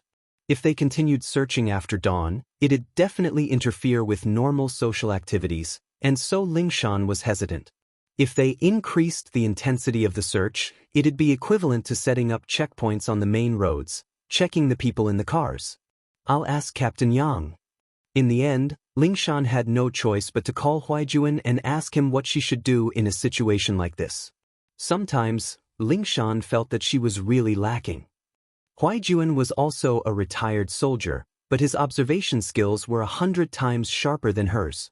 It didn't matter what case it was, it wouldn't be able to escape his meticulous analysis and reasoning. The truth of the case would come to light very soon. But Ling Shan felt that she had too much to learn. This vice captain position. Yes, Lin Yi was right, it really did seem like she'd gotten it through the back door. Chapter 45. Xihuabro. At the same time, a black van was parked in front of an abandoned warehouse on the outskirts of Songshan, but the license plate had been removed. Fuck, are these policemen crazy? Didn't they just rob 1 million? Do they have to do this? Baldy spat on the ground, pissed. Yeah, boss, we can't go on like this. Aren't we trapped here? Ma Lu was frustrated as well. Fuck, this is bad. Alright, stop complaining. I'm waiting for Xihuabro's call. Baldy waved his hand impatiently. The phone rang, and Baldy quickly picked it up. Is this Xihuabro? I'm Baldy. What the fuck are you doing? A cold voice came from the other side of the phone. Xihuabro, what's wrong with me? Baldy paused. Did you take the money out of the bank? Sihua Bro asked darkly. I just brought it out. What's the big deal? Baldy said, feeling wronged. It wasn't easy for him to rob a bank, and if he didn't take the money with him, wouldn't it be a waste? Pig brain. What did I tell you? I told you not to take the money. Are you fucking deaf? Sihua Bro cursed. The cops wouldn't have put in so much effort to capture you if you didn't take the money. They're only working so hard because you took the money. Ugh. Baldy thought about it and realized that it was indeed the case. It was all his fault for being greedy and causing a disaster. He quickly begged, Sihua Bro, I'm risking my life for you. You can't just leave me like this. You have to save me. Is that girl all right? Sihua Bro humphed coldly. Girl? What girl? Baldy blinked. Yeah. You didn't touch her, did you? Sihua Bro's voice was a little rushed. You're done for if you touch her. Ugh. Baldy stuttered as he remembered Mengyao. I'm sorry, Sihua Bro, she was rescued. What? Sihua Bro shouted. You motherfucker, you didn't catch him? No. Baldy said with a trembling voice. Then you can fucking wait for your death. It was a mistake to ask you for help. Sihua Bro cursed. You're a fucking piece of shit, you deserve to be arrested by the police. With that, Sihua Bro hung up. Sihua Bro, Sihua Bro. Baldy panicked and started begging. Sihua Bro, can you leave me alone? I'm your man. But after praying for a long time, Baldy realized that Sihua Bro had hung up. Boss, what did Sihua Bro say? Ma Lu asked anxiously after Baldy put down the phone. Sihua Bro abandoned us, we're done for. Baldy said dejectedly. Doomed. Ma Lu was taken aback. What do you mean? Sihua Bro doesn't care about us anymore? He doesn't care about us anymore, because we didn't catch that Chu Mingyao girl. Baldy sighed as he sat on the ground. Motherfucker, you fucking Baldy, it's all your fault. That girl wouldn't have been able to get away if you hadn't been kidnapped by that kid. Ma Lu suddenly became agitated as he jumped up from the ground and pounced at Baldy. You dare to rebel? Baldy was stunned. He looked at Ma Lu in disbelief as he punched himself. Why are you still trying to act tough at a time like this? Ma Lu smiled coldly. You motherfucker, if that kid didn't take your gun, we wouldn't be in this state right now. Baldy said as he started fighting with Ma Lu. Bang, bang. 2 gunshots rang out, and Baldy and Ma Lu fell into a pool of blood. Both of them died with their eyes wide open. It was Baldy's lackey who had been shouting at the bank. His name was Ji Laosen, and he was the most prestigious person in the group other than Baldy. He was the vice leader. Third bro. Do. The remaining 2 lackeys looked at Ji Laosen in shock. These 2 people are too sentimental and blaming others. Old Ji snorted and said, What time is it now? Fighting amongst ourselves? Sihua Bro doesn't want us, so he doesn't want us anymore. But we have hands and legs, and most importantly, we have money. As long as we survive this, we'll be able to enjoy endless wealth. Don't you guys think so? The 2 lackeys thought about it and agreed. Baldy and Ma Lu were arguing endlessly, and fighting amongst each other was the scariest thing in a situation like this. If they weren't careful, they'd become a clue to the police, and they'd fall into the police's hands. Only by working together could they survive this crisis. The 2 lackeys nodded at the thought. After all, Baldy was dead, and Ji Laosen was now the leader. They could only place their hopes on Ji Laosen if they wanted to be safe. This money is enough for the 3 of us to spend for the rest of our lives. Ji Laosen opened the money pouch, revealing the bundles of banknotes inside. He knew that there was no point in saying anything right now. Money was the only thing that could buy people's hearts. We'll each get close to 500,000 in here. 2 less people means 1 less person to split the money with. Third bro. We'll leave everything to you 3. The 2 lackeys nodded in agreement. Ji Laosen nodded in satisfaction as he looked at Baldy and Ma Lu's corpses in disdain. Both Mengyao and Yushu almost overslept because they'd slept late last night. The 2 only crawled out of bed after the alarm had rung thrice, running to the bathroom to wash up. Lin Yi, on the other hand, woke up early and made 3 bowls of noodles.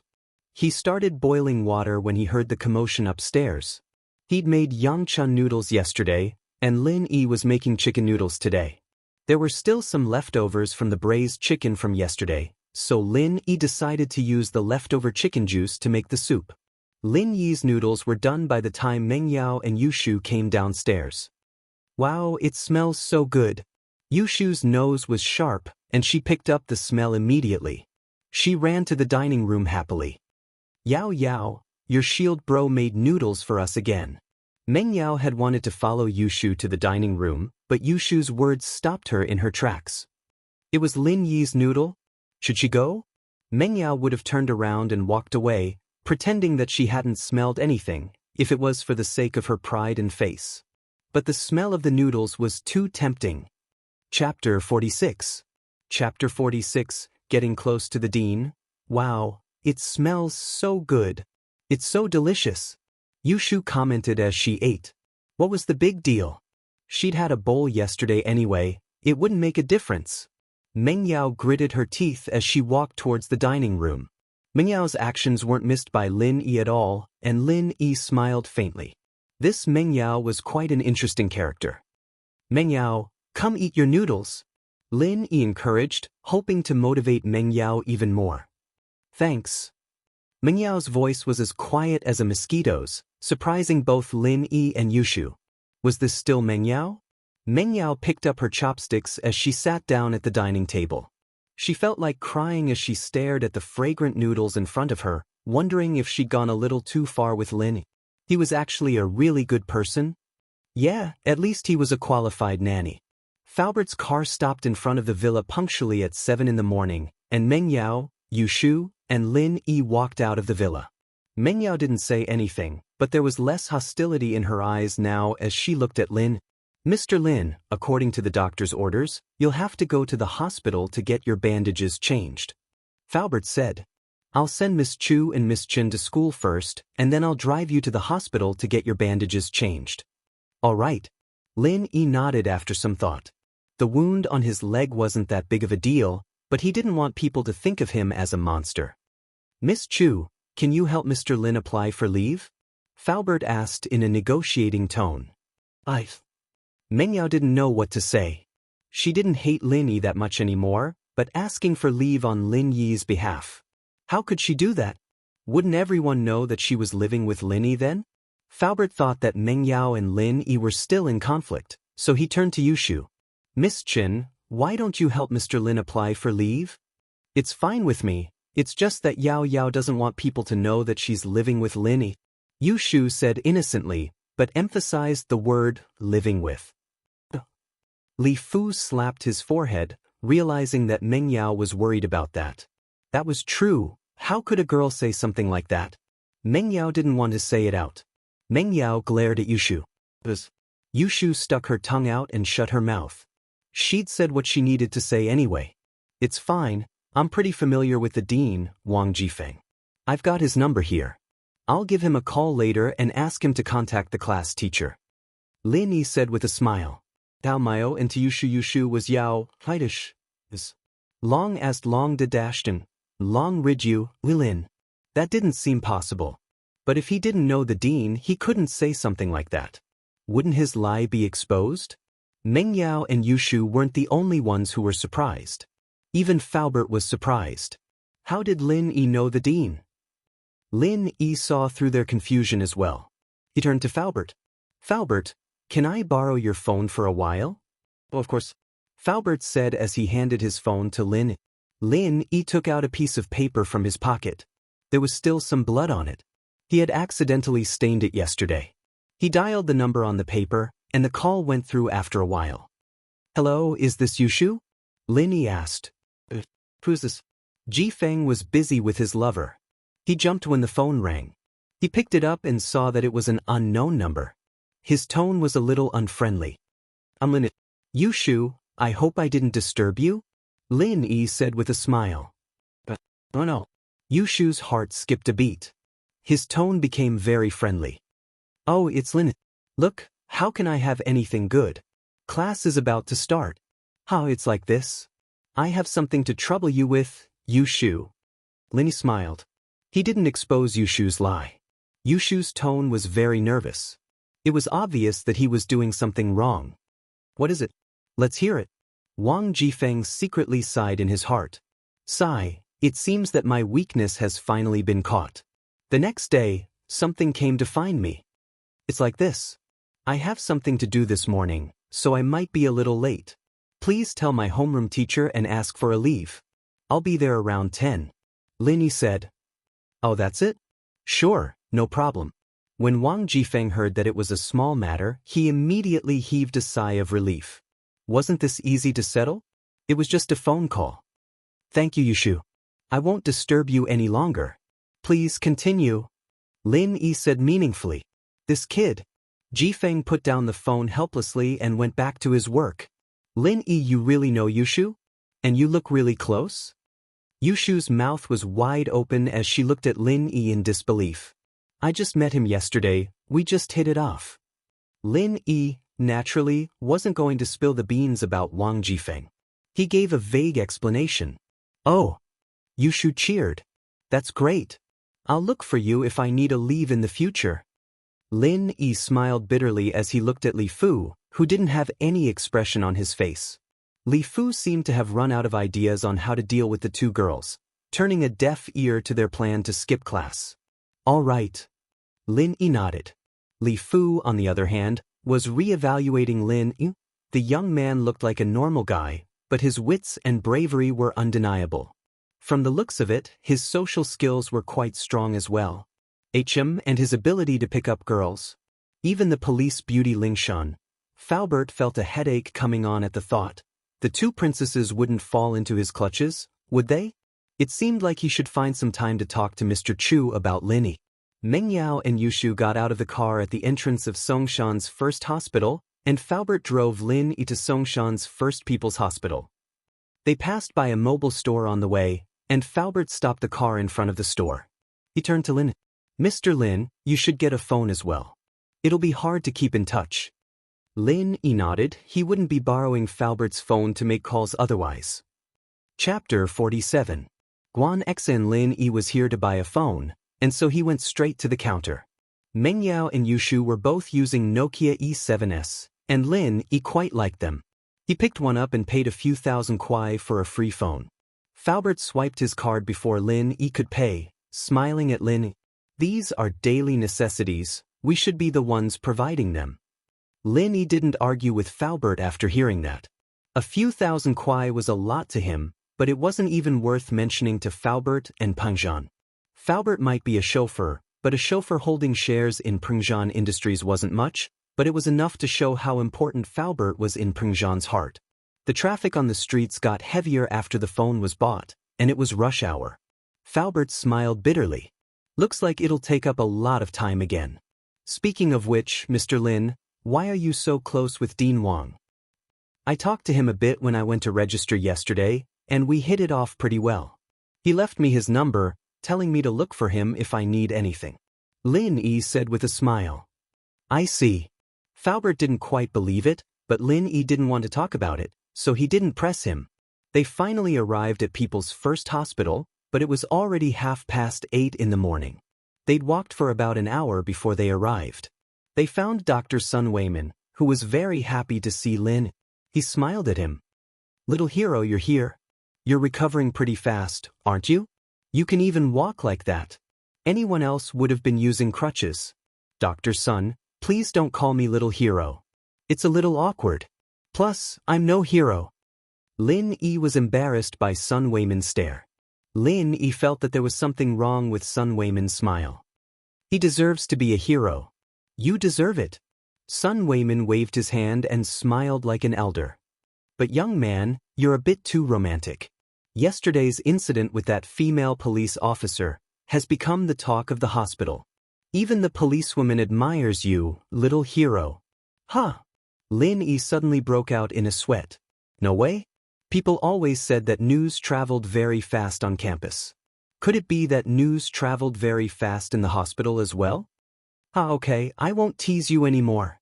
Sun Weiman smiled as he wrote down a medical advice and handed it over to Lin. Take this to the treatment room. All right. Lin Yi hurriedly took the medical advice and ran out of Sun Weimin's treatment room. His back was drenched in cold sweat. If that girl Lingshan were to hear about what happened today, it'd be a huge problem. He'd tried his best to convince her last night, but she'd had nothing to say about it. Wouldn't she come looking for him when she realized what had happened? Just thinking about it gave Lin Yi a headache. The treatment room was right in front of the treatment room. Lin Yi knocked on the door. A very gentle voice came from inside. "Please come in." Hee hee, the voice of a beautiful nurse was really nice to hear. Lin Yi opened the door casually and walked in. "Hello, I'm here to change my dressing."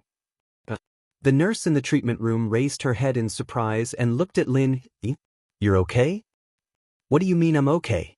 I haven't changed my dressing yet." Lin Yi didn't know what was going on. The nurse was quite pretty, with a round face and big eyes. Was she a psychopath or something? "You don't recognize me?"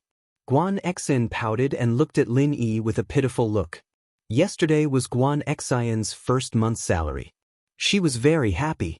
She was finally independent. She didn't need to be called a money worshipper by her family anymore. In fact, Guan Xin didn't lack money. On the contrary, her family was very rich. But Guan Xin didn't want that. She wanted to work hard and earn her own money. After graduating from medical school, Guan Xin stayed in Songshan's First People's Hospital as a nurse. In fact, in this era of fierce competition, it wasn't easy to be a nurse. Many beautiful girls had to lower their heads to get the job they wanted. But Guan Xin's family background was there. Sleeping with the daughter of a hospital's shareholder? Wouldn't that be suicidal? Who would dare? Guan Xin went to the treatment room under the guidance of the hospital's director.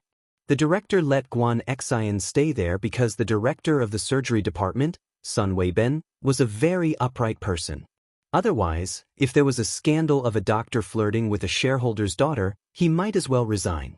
After work, Guan Xin happily ran to the bank to withdraw her salary and enjoy the joy of making money. Due to the special nature of the nursing profession, almost all banks were closed after work. Guan Xin had no choice but to walk a long way to the only bank that was open 24 hours. She didn't think that she'd run into a bank robbery. When the robbers barged into the bank and started shooting, Guan Xin's mind went blank. She followed what everyone else was doing and squatted on the ground with the rest of the crowd.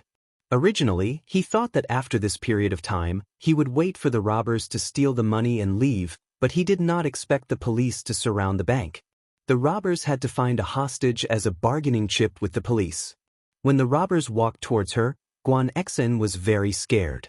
She was afraid that the robbers would choose her. She didn't expect that the robbers would choose a girl not far from her who looked about the same age as her.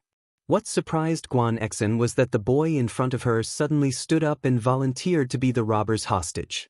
Many people wouldn't even be able to hide in a situation like this. Who would volunteer to be the robber's hostage? Guan Xin admired the boy's bravery. But the robbers didn't hold back and shot at him. Guan Xin's heart almost jumped out of her chest. But what Guan Xin didn't understand was that the boy tilted his body and then straightened his body. Why did he do that in a situation like this? Guan Xin didn't have time to think as the gunshot sounded. The boy was shot, but he didn't make a sound as he silently endured the bullet hitting his leg. Chapter 48.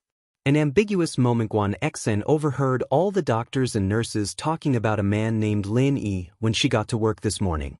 She didn't think much of it at first, thinking it was just some gossip, but it turned out that they were talking about yesterday's bank robbery. Guan Xin, as the person involved, had the most right to speak. Everyone went into an uproar when she said that the young man in front of her stood up and offered to be a hostage. So it was all true. That young man from yesterday was a hero. Sun Weimin had told everyone about it, but the police didn't disclose the details, so most people thought that Lin Yi was just bragging to Sun Weimin. But now that Guan Xin had seen it with her own eyes, Lin Yi really was a little hero. What? He came to the hospital for treatment yesterday? That means he's out of the robbers' control. Guan Xin was overjoyed at Sun Weimin's words, as if a heavy stone had been lifted from her heart. She hadn't slept well the night before because she was worried about Lin Yi and that girl, but now she could finally relax. That's right. Sun Weimin smiled. Lin Yi, he's not simple at all. But Xian, you're really lucky. Lin Yi said yesterday that he could have dodged the bullet when the gunman opened fire, but he saw that there was a girl behind him. If he dodged, the bullet would have hit the girl, so he took the bullet head-on instead. And that lucky girl seems to be you. So that's what happened? Guan Xian's mouth was wide open. No wonder he leaned to the side and straightened his body. He was afraid of hurting her. Xian, Lin Yi has to come to the hospital to change his bandages later. I'll tell him to go find you. Sun Weimin smiled. Sun Weimin didn't know Guan Xian's real identity, but the dean had told him that Guan Xian was sent here by someone important, and that he should take care of her. Sun Weimin had always been a very modest person. He did not need the director to greet him. He was very kind to the people in the department, especially the young people. He would try his best to give them advice and would never hide anything. Guan Xian's face reddened.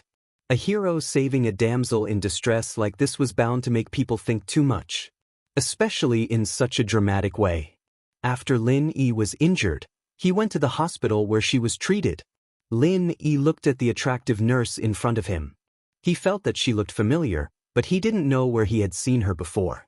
However, her words, "Don't you recognize me?" made Lin Yi's hair stand on end.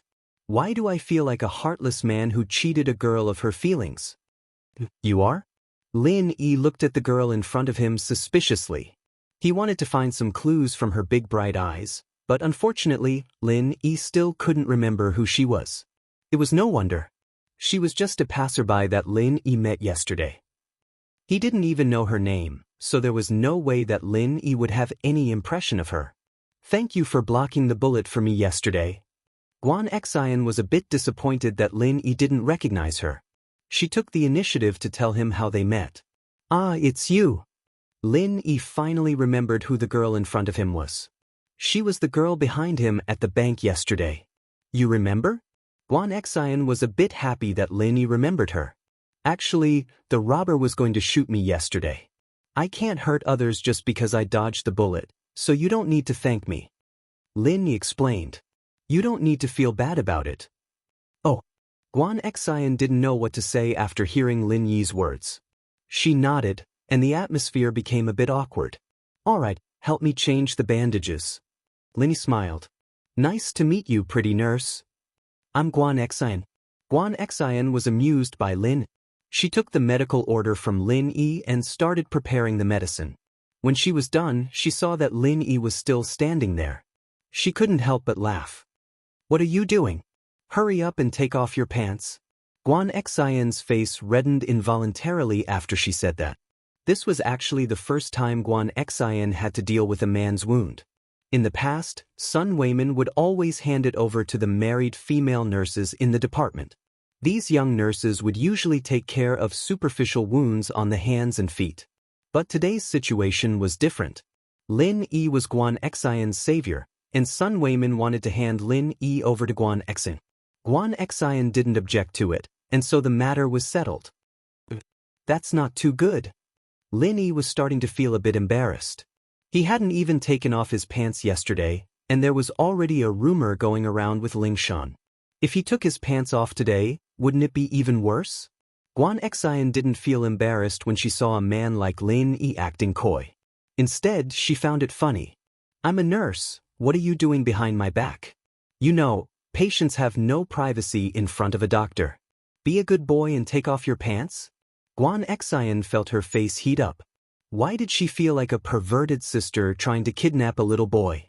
Lin Yi sweated profusely, but after thinking it over, Guan Xian was a nurse. It shouldn't be a big deal if he took off his pants in front of her. He unbuckled his belt and took off his pants before sitting down on a chair. My chair, but you can take it. Guan Xian was a little embarrassed when she saw Li Yi sitting on her office chair with only his underwear on. She thought about it and decided that it was fine. Lin Yi, on the other hand, was a little apologetic. I didn't know this was your chair. Do you want me to switch? Forget it, your leg's injured. Don't switch it around, Guan Xian said as she squatted down and started examining the bandages on Lin Yi's leg. She didn't think that Lin Yi, who looked so skinny, had such muscles on his legs. No wonder he was able to leave with the criminals after getting shot. Wang Xian was a little surprised. Wang Xian carefully unwrapped the bandages, but the more careful she was, the more nervous she got. Especially when she saw the bulge in Lin Yi's underwear, Wang Xian felt her breathing quicken. Her hands trembled slightly, and her face was as red as the sunset. Wang Xian was nervous, but Lin Yi wasn't any better. A beautiful girl in a nurse's uniform squatting down on his crotch.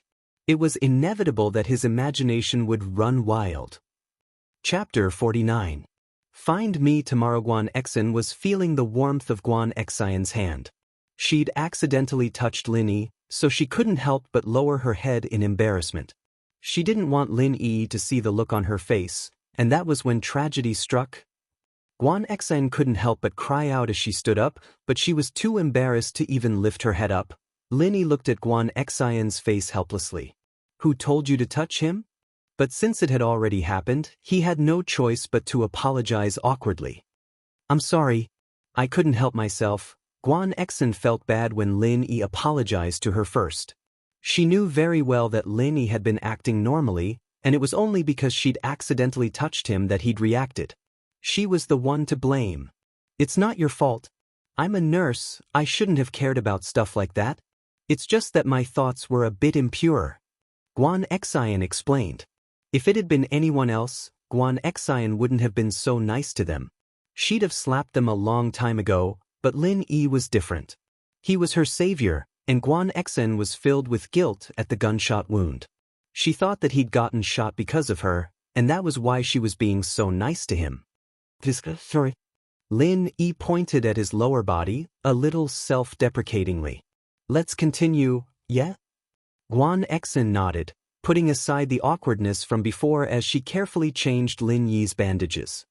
The bandages stuck to the wound, and Lin Yi gritted his teeth at the feeling of it tearing. The wound's healing pretty well. I can't believe you had the surgery yesterday. Wang Xian looked at the wound on Lin Yi's leg, a little surprised. Yes, my skin fits better, Lin explained. He definitely couldn't tell her that it was because he practiced the art of dragon mastery. Both of them looked a little awkward after the medicine was changed, but it was Wang Xian who smiled generously. You can come back in 3 days. Just come find me. Okay. Lin Yi nodded and ran out of the Department of Surgery's treatment room as if he was fleeing. He only breathed a sigh of relief when he reached the ground floor. What an embarrassing day. Faubert had been waiting for Lin Yi in the car. Lin Yi didn't let him go up just now because he had no problem moving, so Lin Yi didn't want to torment Faubert.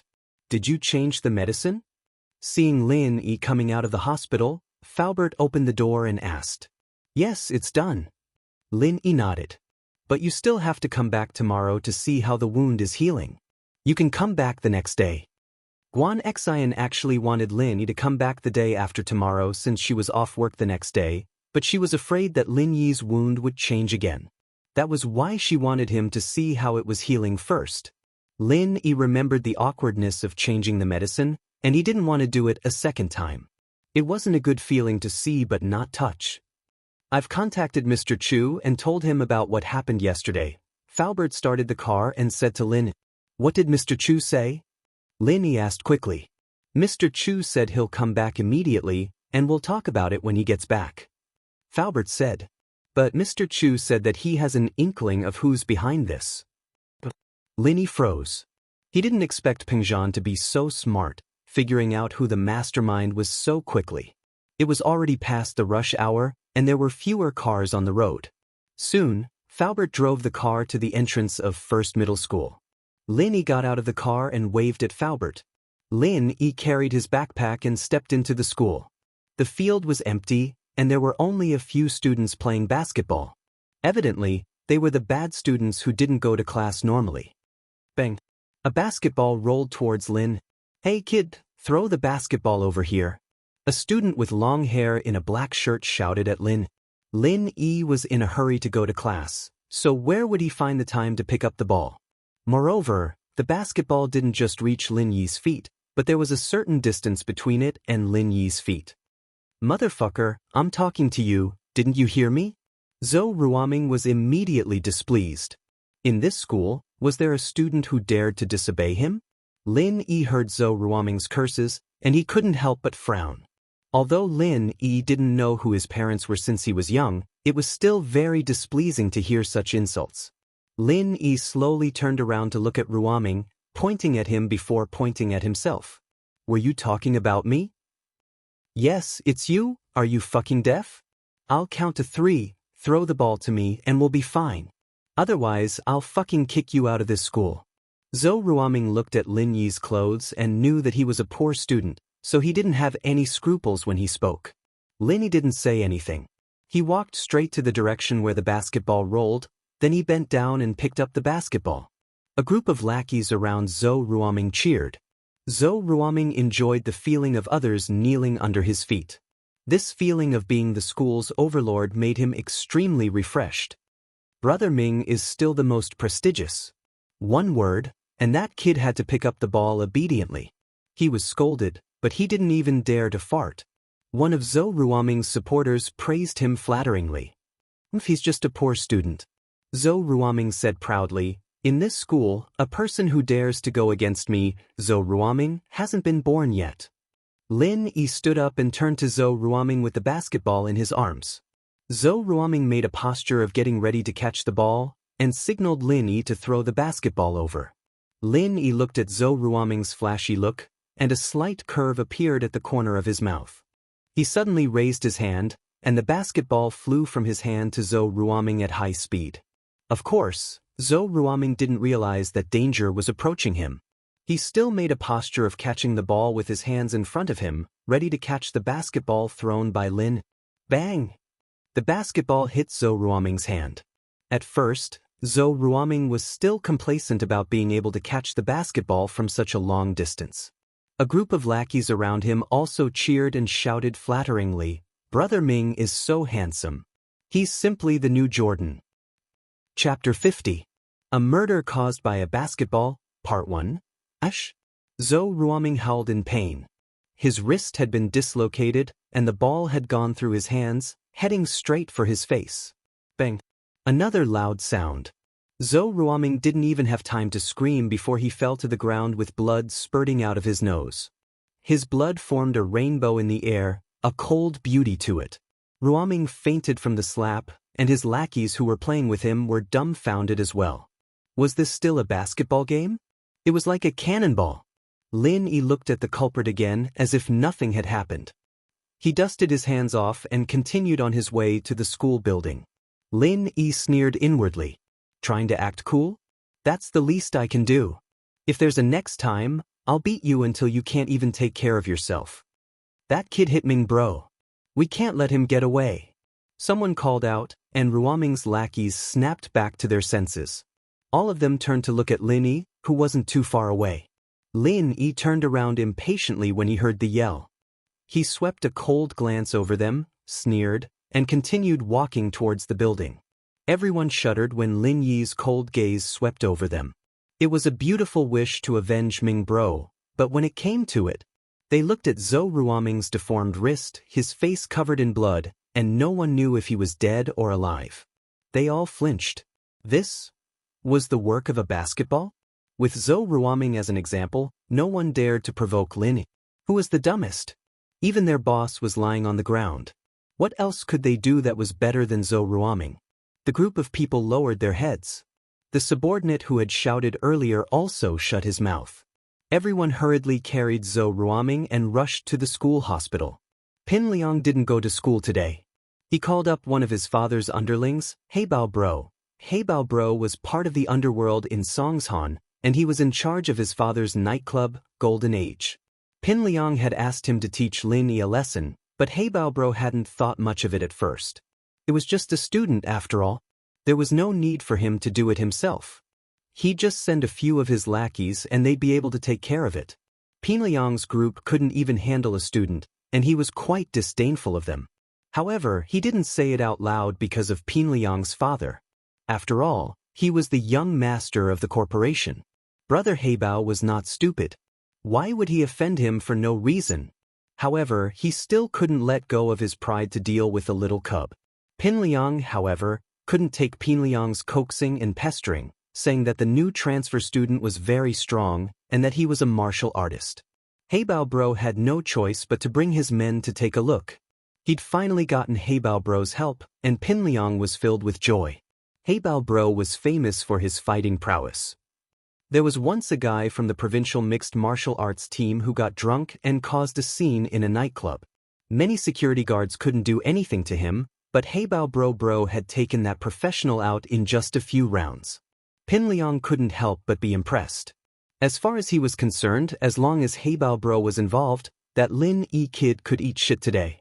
He wouldn't stop until he made him kneel in front of him and call him Liang Bro.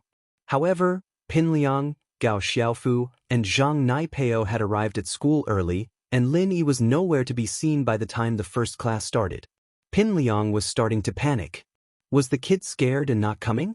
Didn't that mean he'd wasted his time looking for Heibao Bro? There was no point in staying in the classroom without Lin Yi. With a wave of his hand, he left the classroom with Gao Xiaofu and Naipeo. Liang Bro, do you think that Lin Yi kid got scared after he went back yesterday?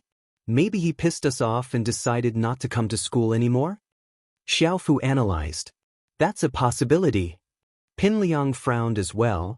This was what he was worried about the most. No way, he can hide for a while, but can he hide forever?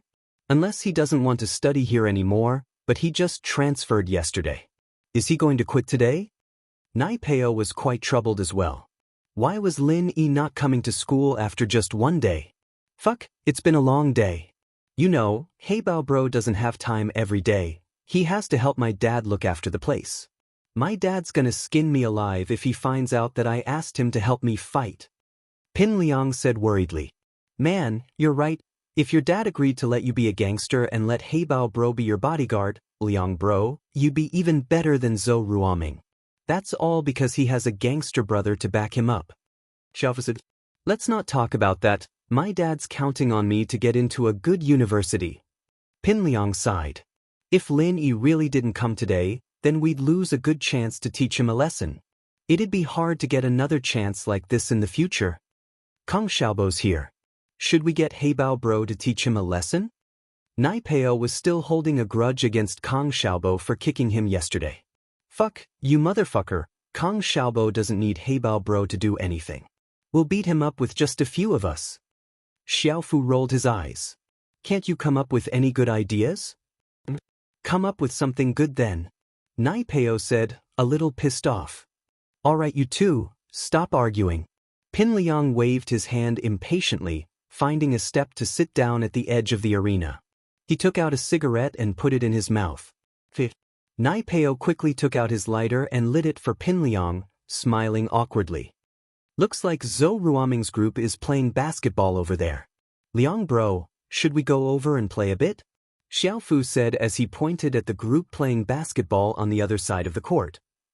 Not interested. Pinliang looked at Zhou Ruoming and the others, shaking his head. If Lin Yi doesn't come soon, then I'll have to call Heibao Bro and tell him to come another day. Liang Bro. Liang Bro. Look. Naipeo called out all of a sudden. Fuck, what the fuck are you shouting for? Pinliang was quite taken aback by Naipeo's sudden outburst. He glared at him, not in a good mood. It's not Liang Bro, it's Lin. Naipeo stuttered. What do you mean it's not Liang Bro, it's Lin Yi? I haven't changed my name yet, fuck. No matter how weak I am, I'll never change my name to Lin Yi. Pinliang said with a frown. Chapter 51. A Basketball Case, Part 2. What? Lin Yi? He's here? Where is he? Pinliang was startled as well, raising his head to look in the direction Naipeo was pointing at. As expected, Lin Yi was walking in leisurely in his school uniform, his bag slung over his shoulder. Fuck, this guy's pretty relaxed. Naipeo wasn't very happy looking at Lin Yi's carefree face. He'd almost gotten a concussion from the guy yesterday, and he still had a bump on his head and a couple of band-aids on his face. Just thinking about it pissed him off. Liang Bro, should we go over? Xiaofu said subconsciously. Go over? Why the hell would we go over? You think you can beat him? Pinliang said as he looked at Xiaofu. Did Lin Yi think he was that good at fighting? Wasn't he the same as yesterday? Xiaofu reacted immediately. The three of them had been beaten to a pulp by Lin Yi yesterday, and going over now was just asking for trouble. He shrunk his head and looked at Lin Yi helplessly. Pin Liang and the other two were still pissed off when they saw Zhou Ruoming stop Lin Yi and let him pick up the ball. They stared at Lin Yi as if they were watching a good show. "Ha, this is great. Someone's going to take care of Lin Yi for us," Xiaofu said as he watched the situation unfold. Zhou Ruoming was a ruthless man, especially with a gangster brother. If Lin Yi were to get into a conflict with him, he wouldn't even need to go after Lin. Zhou Ruoming would be the one to kill him. With Lin Yi's personality, there's no way he'd let him pick up the ball, Nai Peo said proudly. Zhou Ruoming's pretty good at fighting, this is going to be a good show. Pin Liang, on the other hand, was quite interested in the conflict between Lin Yi and Zhou Ruoming. If it was as Nai Peo said, then it'd be nice to let Zhou Ruoming beat up Lin Yi first. It can't be, right? When did Lin Yi become so weak? Gao Xiaofu's jaw dropped when he saw Lin Yi walk over to pick up the ball. Was this still the same Lin Yi from yesterday? Yesterday's Lin Yi wasn't like this? Could it be his twin brother? This Lin Yi is infuriating. Pin Liang clenched his fists. He's such a pushover. He's so obedient in front of Zhou Ruoming. Is he looking down on me? I swear to kill him. Nai Peo and Xiaofu were pissed as well. This was a provocation, a naked provocation. Were they any worse than Zhou Ruoming and the others? While the three of them were still angry, a dramatic scene happened. Lin Yi threw the basketball, and it hit Zhou Ruoming's hand. It went through his hand and hit his face. After that, Zhou Ruoming's nose started bleeding, and he fell to the ground. Fuck, no way. Nai Peo's mouth was wide open. I knew Lin Yi wasn't a good person. There's no way he'd be this obedient. Pin Liang let out a sigh of relief. To be honest, he was pissed that Lin Yi had lowered his head to Zhou Ruoming, and now that he'd seen Zhou Ruoming fall to Lin Yi like he had yesterday, he was finally able to vent his frustration. Zhou Ruoming wasn't even as good as he was yesterday. Zhou Ruoming's really unlucky this time. Fuck, who told him to piss off that Lin Yi kid? He's a fucking lunatic. Xiaofu couldn't help but gloat at Lin Yi's actions on the balcony yesterday. Looks like only Heibao Bro can take him on, we're not his match at all. Pin Liang was still a little pissed off yesterday, thinking that Lin Yi had only beaten the three of them because of the element of surprise, but today they realized just how terrifying Lin Yi was. He was super strong, and he'd been able to knock Zhou Ruoming out with a basketball from so far away. That's true. Nai Peo nodded in agreement. Looks like we shouldn't mess with this guy, he's a violent maniac. Lin Yi naturally didn't know that the guy he'd just hit was Zhou Ruoming, one of the Big Four, but he wouldn't hold back even if he did. Big Four? I'll turn you into a Big Four. Lin Yi came to Class 5's classroom and knocked on the door. Come in. The homeroom teacher, Miss Lu's voice came from inside. It was her math class. Miss Lu, something came up at home. Sorry I'm late. Lin Yi said politely as he pushed the door open. He'd already spoken to the dean, but he didn't want to use that relationship to pressure the teacher. After all, he still had to work under the teacher in the future. Miss Lu had already received the dean's instructions this morning, so she didn't say anything.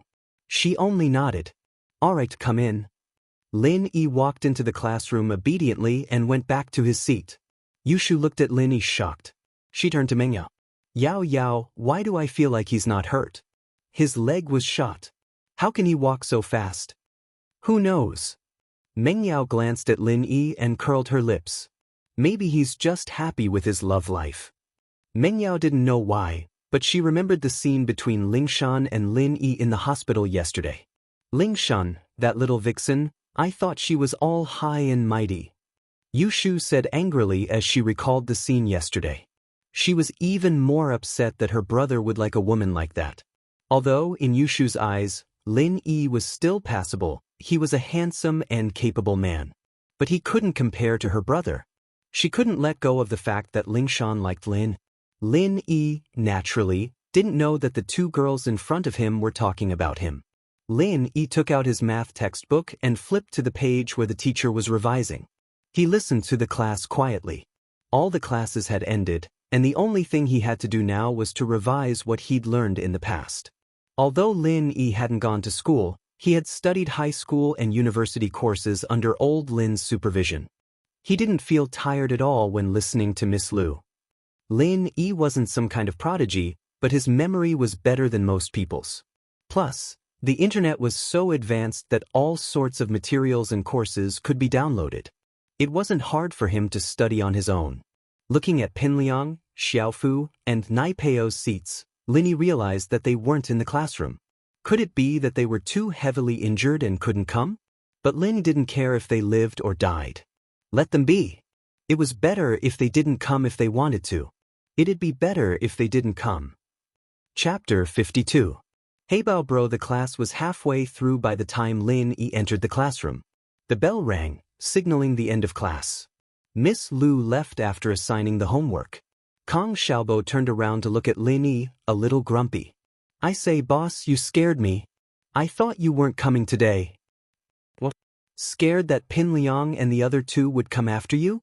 They didn't come either, did they? Lin smiled. It was true that Kong Xiaobo wouldn't be able to handle Pin Liang's group alone. It was normal for him to be worried. Why didn't they come? They came this morning, and Zhang Naipeo still had a band-aid on his face. Kong Xiaobo said. But I don't know why, but they left after one round. Did they leave because you weren't here? Oh? They're here? This was out of Lin Yi's expectations, but whether they came or not didn't matter to Lin. Let them be. That's true. They're no match for you, boss, but I'm afraid they'll find someone to help them. Kong Xiaobo said worriedly. Find someone? What do you mean? Lin Yi didn't understand Kong Xiaobo's words. If they can't beat them themselves, they'll find someone from the underworld to help them. Kong Xiaobo explained. You have to be careful, boss. They have connections with people from the underworld. Lin Yi frowned. As far as he was concerned, Pin Liang was still a student, no matter how cocky he was. His way of dealing with people was limited to the school's way of doing things. He didn't expect Kong Xiaobo to be saying that these people had connections with people from the underworld, and that they'd need help if they couldn't beat them. Of course, one of the big four, Zhou Ruoming, has a brother in the underworld. Kong Xiaobo said, last time when he fought with the boss of number 2 middle school, he asked his brother to come. Oh, his older brother was bare-chested, very tough, and had tattoos on his body. His underlings were all holding steel pipes and knives in their hands. Before the fight even started, the boss of second high was already scared shitless, kneeling on the ground and begging for mercy. The more Lin Yi listened, the more he frowned. He didn't expect these students to be so arrogant. This was somewhat beyond his expectations. Was his lesson yesterday too light? Let's go to the bathroom. Let's talk on the way, Kong Xiaobo said to Lin Yi as he stood up. He and Lin Yi were sitting at the back of the class, so he waited until almost everyone had left before he stood up and walked out of the classroom. What's the content of our school's break? Linist. Pin Liang had called him to the washroom yesterday, so he didn't participate. You didn't go yesterday? Oh, I don't think I saw you yesterday. Kong Xiaobo said after some thought. It's a set of radio sports the school created. It's easy, you can learn it in one go. There's a teacher leading the way. Kong Xiaobo and Lin Yi quickly went to their seats after leaving the classroom. Kong Xiaobo was tall, so he stood at the back. Lin Yi wasn't short either, so he stood beside him. Pin Liang finally arrived at the school gates, waiting for Hey Bao Bro. A bald, burly man jumped out of a white Nissan van. Behind him were two thugs of similar size. Master Zhong. This bald man was Hey Bao Bro. Pin Liang nodded, turning to his underlings. Hurry up and greet Hey Bao Bro. Hey Bao Bro. Naipeo and Xiaofu greeted. Master Zhong, where's the guy? I'll take care of him right now so I can get back to the place. If the boss finds out I'm helping you fight, I'll be crippled. The boss Hey Bao Bro was talking about was naturally Pin Liang's father. Hey Bao Bro knew that the boss didn't like Pin Liang causing trouble, so he'd waited for a long time before coming over. He's inside in the middle of the break, Pin Liang said. Hey Bao Bro nodded, his cigarette dangling from his lips as he walked into the school. He was stopped by the old guard when he reached the gates. Hey, what are you doing here? This is a school, you can't just come in. Hey Bao Bro looked back at the old man in disdain, blowing a ring of smoke at the old man's face. Stay here if you don't want to die, you old bastard. The old man looked at Heibao Bro and shrunk his head. These gangsters weren't people an old man like him could mess with, so he pretended not to see anything and let them in. The school was in the middle of a break anyway, and the teachers would kick them out if they saw them. The whole school was in the middle of a break when 6 extremely discordant figures walked in from the school gates. 3 of them were alright, with Pinliang, Naipeo, and Xiaofu looking more like students, but Heibao Bro and the others behind them didn't look like good people at all. Heibao Bro walked in without a care in the world, not caring about the looks people gave him. But Heibao Bro asked, "Over there, that's our class. Lin Yi must be coming out to break as well." Pinliang couldn't see clearly from afar, but he could tell that Lin Yi was coming out to break as well. "Boss, it's Pinliang's group. They've brought help." Kong Xiaobo Bro spotted them right away because they were too obvious a target. Lin Yi had already spotted Pinliang's group before Kong Xiaobo could even speak. After all, they were in the middle of the school, and the whole school could see them. It wasn't long before Pinliang and Heibao Bro arrived at the front of the 12th grade's class 5, and Pinliang immediately spotted Lin Yi at the back of the class. Pinliang pointed at Lin Yi before turning to Heibao Bro. "That's him, the one at the back of the line, the one in the uniform." Heibao Bro nodded and quickly walked over to Lin.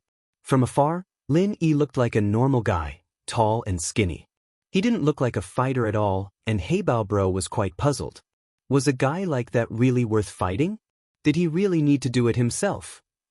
Other than his good looks, Heibao Bro didn't see any good points in Lin. He just looked like a poor student no matter how he looked at him. He didn't look like he could fight at all. But since the young master had given him the order, Heibao Bro decided to end the fight as soon as possible so he could return to the nightclub. "You're Lin Yi?" Heibao Bro walked up to Lin Yi, biting on his cigarette as he looked at Lin Yi from the corner of his eyes. "Yes." Lin Yi replied faintly. "Do you know why I'm looking for you?" Heibao Bro didn't look friendly at Lin Yi's arrogance. Chapter 53. It was a sensational fight. Part 2. Fuck. You're pretty fucking cocky, huh? Heibao Bro was infuriated by the tone Lin Yi was talking to him. He reached out to grab Lin Yi by the collar. Lin Yi reached out with his left hand and grabbed Heibao Bro's right hand, using his right hand to pinch Heibao's cheeks. With a flick of his hand, the cigarette in his mouth was sent flying into his mouth. Ouch! Heibao Bro howled as the cigarette went down his throat, burning a huge blister. Lin Yi's left hand pushed the panicking Heibao Bro to the side. Heibao Bro's mouth was wide open as he fanned himself with his hands, panting like a puppy with its tongue out to cool down.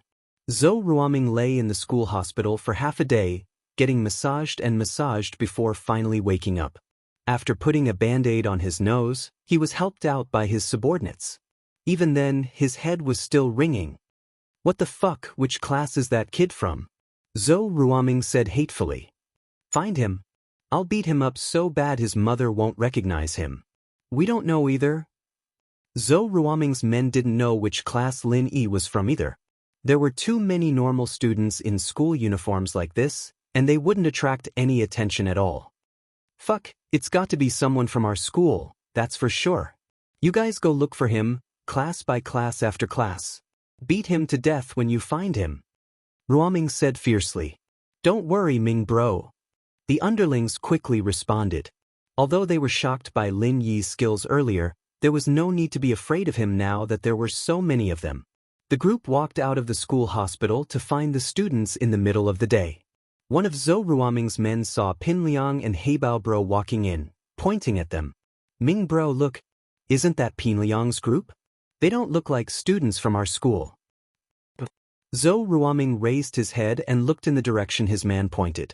Pinliang, Gao Xiaofu, and Zhang Naipeo walked into the school with their heads held high, followed by 3 bulky men.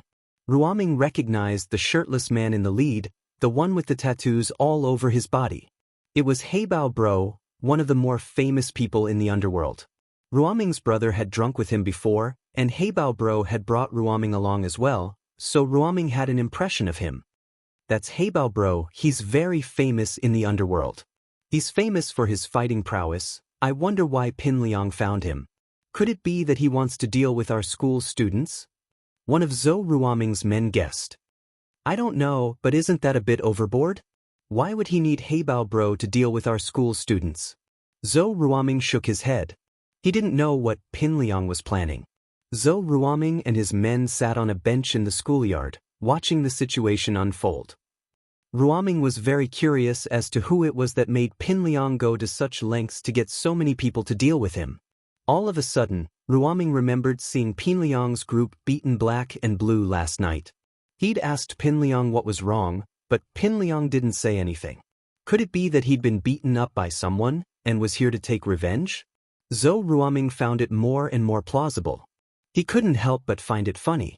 Pin Liang was getting more and more screwed up, getting beaten up by his school students, and even asking people from the underworld to take care of it. What was even funnier was that this fellow actually said that they were playing around and fighting. Ming bro, why does that guy look so familiar? One of Zhou Ruoming's men pointed at Heibao Bro. Isn't that the guy who hit Ming bro with a basketball? Another man recognized Lin Yi immediately. Zhou Ruoming looked at him. It really was the guy who hit him with the basketball this morning. Ming bro, what do we do now? Zhou Ruoming's men were getting ready to take credit. Don't do anything. I think this guy pissed off Pin Liang. If that's the case, let Heibao Bro take care of him. We're not in a rush. Zhou Ruoming said faintly. Zhou Ruoming's expression was calm, but his heart was in turmoil. Pin Liang wasn't as good of a fighter as Lin Yi, but his two underlings, Zhang Naipeo and Gao Xiaofu, were no pushovers either. Lin Yi wasn't an easy opponent to deal with, and the fact that he'd called for help from the underworld meant that Lin Yi wasn't a simple character.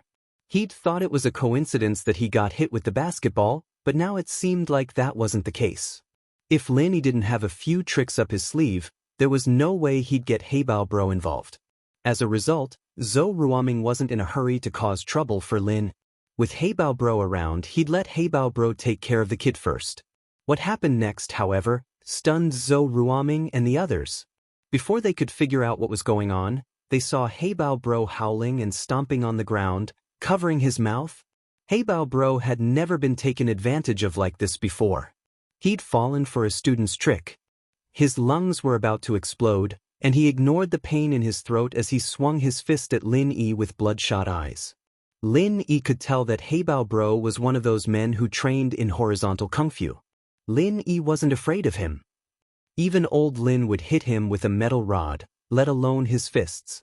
Lin Yi, however, didn't want to show off too much in school. After all, getting hit by a fist like that and still being fine was bound to attract attention. As a result, Lin Yi dodged quickly, and Heibao Bro's fist missed. Lin Yi moved behind Heibao Bro in a flash, and Lin Yi raised his leg, aiming for Heibao Bro's butt. Of course, this was the same move Lin Yi had used on Pin Liang before entering school. Lin Yi wanted to use this simple move to defeat the man in front of him, and so he acted more like a street thug, without any technique. Lin Yi didn't want to expose his kung fu in public, since old Lin had taught him to focus on assassination. Lin Yi didn't want too many people to know his background, and so he used brute force. Heibao Bro was a lot heavier than Pin Liang, but Lin Yi's kick could even leave a hole in a car, let alone Heibao Bro. But Lin Yi didn't want to be accused of injuring and crippling someone in public. A lesson was enough. He didn't want Heibao Bro's pelvis to explode, crippling him for the rest of his life. Chapter 54. It was a sensational fight, in progress. Pin Liang, Xiaofu, Naipeo, and Heibao Bro's lackeys were all stunned as Heibao Bro fell to the ground. Even more stunned were Zhou Ruoming's men. Zhou Ruoming couldn't believe what he was seeing. Heibao Bro was knocked out just like that? Others might not know how strong Heibao Bro was, but Zhou Ruoming knew that he was a fighter, one that even his own big brother wasn't a match for. Yet Lin Yi had taken down a tough guy like him with ease, without even breaking a sweat. Fuck, that worked. One of Zhou Ruoming's lackeys' eyes went wide. That kid's just lucky, isn't he? That lucky? Zhou Ruoming shook his head. He wasn't an idiot, and in fact, he was one of the more intelligent ones. He didn't think that Lin Yi had gotten lucky to beat Heibao Bro. Who was Heibao Bro? He was a guy who fought like he ate. He'd been on the battlefield all these years. There was no way he'd get knocked out by luck. He'd be dead a long time ago. Strength was strength, and Zhou Ruoming understood that the basketball he'd taken this morning wasn't for nothing. Heibao Bro was in a much worse state than he was, and from the looks of it he wasn't afraid anymore. As expected, Lin Yi wasn't planning on taking Heibao Bro's life, but he wasn't going to let him go that easily. The kick didn't cause the pelvis to explode, but the bones were definitely fractured. Heibao Bro would be in the hospital for a month or so. Heibao Bro. Heibao Bro's lackeys weren't expecting Lin Yi to be this troublesome, taking down their boss in one go. Their eyes reddened as they charged towards Lin. Lin Yi was getting impatient. Today was his first day in class, and he'd been planning on learning from it. But these guys were messing with his plans. Kill him for me. Brother Heibao struggled a few times, but he could no longer endure the pain in his lower body. He gritted his teeth, and a fierce glint flashed in his eyes. It had been many years since he had suffered such a loss. Now, he had suffered such a great loss at the hands of a student. This was something he could not tolerate. Today it was either you die or I live. If he allowed Lin Yi to continue being so carefree, then he, Brother Black Panther, wouldn't be able to mingle anymore. Brother Heibao's hysteria finally enraged Lin. He didn't want to do anything to Brother Heibao, but this guy didn't know what was good for him and even wanted to kill him. Lin Yi frowned and stepped on Brother Heibao's cheek. Crack! Brother Heibao screamed as his jaw shifted. Lin Yi's actions scared the hell out of Brother Heibao's two underlings. These two were Brother Heibao's newly recruited subordinates. They hadn't participated in any fights before. Today, Brother Heibao brought them here to broaden their horizons and boost their courage. After all, beating up a defenseless student was the only way to cultivate the thrill of violence in these two men. But now, the situation was the exact opposite. The one who was beaten to a pulp was indeed Brother Heibao. This was a godlike existence in the eyes of these two underlings. Lin Yi's violence made the two men's legs go soft. So, being a gangster was not easy. There was always the danger of being crippled. It was not as glorious as they had imagined. Today, a student could beat Brother Heibao to a pulp. Tomorrow, he would meet someone even more ruthless. The two men didn't dare to think about it. At this moment, the two men had the intention to retreat. They were afraid that Lin Yi would vent his anger on them, so they subconsciously shrank back. Fuck your mother. No one will live today. Brother Heibao suddenly stretched out his right hand and pulled out a pitch-black counterfeit handgun from his pocket. He pointed it at Lin Yi. Counterfeit handguns were commonly known as shotguns. They were handguns that were not processed by a regular arsenal. They were processed by some small black workshops and sold in the black market. Their accuracy and safety were much worse than regular handguns. However, they were still very popular among the gangsters. After all, with such a gun on their body, they could take it out at a critical moment. Who would dare to act rashly without thinking? Brother Heibao had brought this handgun with him just in case. He never imagined that he would pull it out in this situation. A school, the most unlikely place to take it out. The conflict on Lin Yi's side had already attracted the school's attention, and a couple of the PE teachers were planning to kick Heibao Bro's group out of the school. After all, assaulting a student in broad daylight under the eyes of the teachers was a disrespect to the teachers. Especially the tall and burly PE teachers, they were eager to give it a try. What the hell is going on? Wang Jifeng, who had rushed to the scene, saw the teachers talking amongst themselves, and hurried over to ask. Mr. Wang, I think it's 12th grade class 5's Pinliang. He brought a few thugs to the school to wreak havoc. Zhang Xiaohua from the sports team said. He was in charge of 12th grade class 5, so he knew Pinliang. Zhang Xiaohua hated this rich second generation who didn't study and only knew how to fight and wreak havoc every day, but there was nothing he could do about it. Now that he was able to snitch on Pinliang in front of Jifeng, he felt great. Pinliang? Wang Jifeng frowned as he raised his head to look at the group of gangsters not far away. Just then, the situation changed. Heibao Bro was kicked to the ground by Lin Yi, and his head fell to the ground. Wang Jifeng, too, saw the person who kicked Heibao Bro. His mouth twitched. Why was this guy here? At first, Wang Jifeng thought that Lin Yi was quite polite. He might have been introduced by the shareholder Peng Zhan, but he didn't look like a rich kid at all. He was wearing a clean school uniform, and he gave off a sunny vibe. But now, the truth was that he couldn't afford to offend Lin Yi. Putting aside the fact that he had Peng Zhan backing him up, he'd be in big trouble if Lin Yi were to leak the information out of Peng Zhan's mouth. You guys from the PE team, go take a look. Don't hurt our students. Wang Jifeng ordered the PE teachers, his words containing his own meaning. You can do whatever you want to the members of the society, but you have to protect the students of your own school. The PE teachers, of course, understood the meaning behind Wang Jifeng's words. Although Lin Yi had the upper hand now, they had to go over and continue to carry it forward. Chapter 55. It was a sensational fight. Part 2. Guns. They're armed. Zhang Xiaohua pointed at Heibao Bro in shock. After hearing Zhang Xiaohua's words, the other teachers also looked at brother Heibao. Wasn't that right? Heibao Bro had a gun in his hand, and he was pointing it at Lin Yi. Don't go. Call the police. Wang Jifeng immediately felt that things were not looking good. This was no longer something that the school could control. He did not expect brother Heibao and the others to dare pull out a gun in the school grounds. If things turned out to be a disaster, it was not something that a mere dean like him could handle. The principal would probably be implicated as well.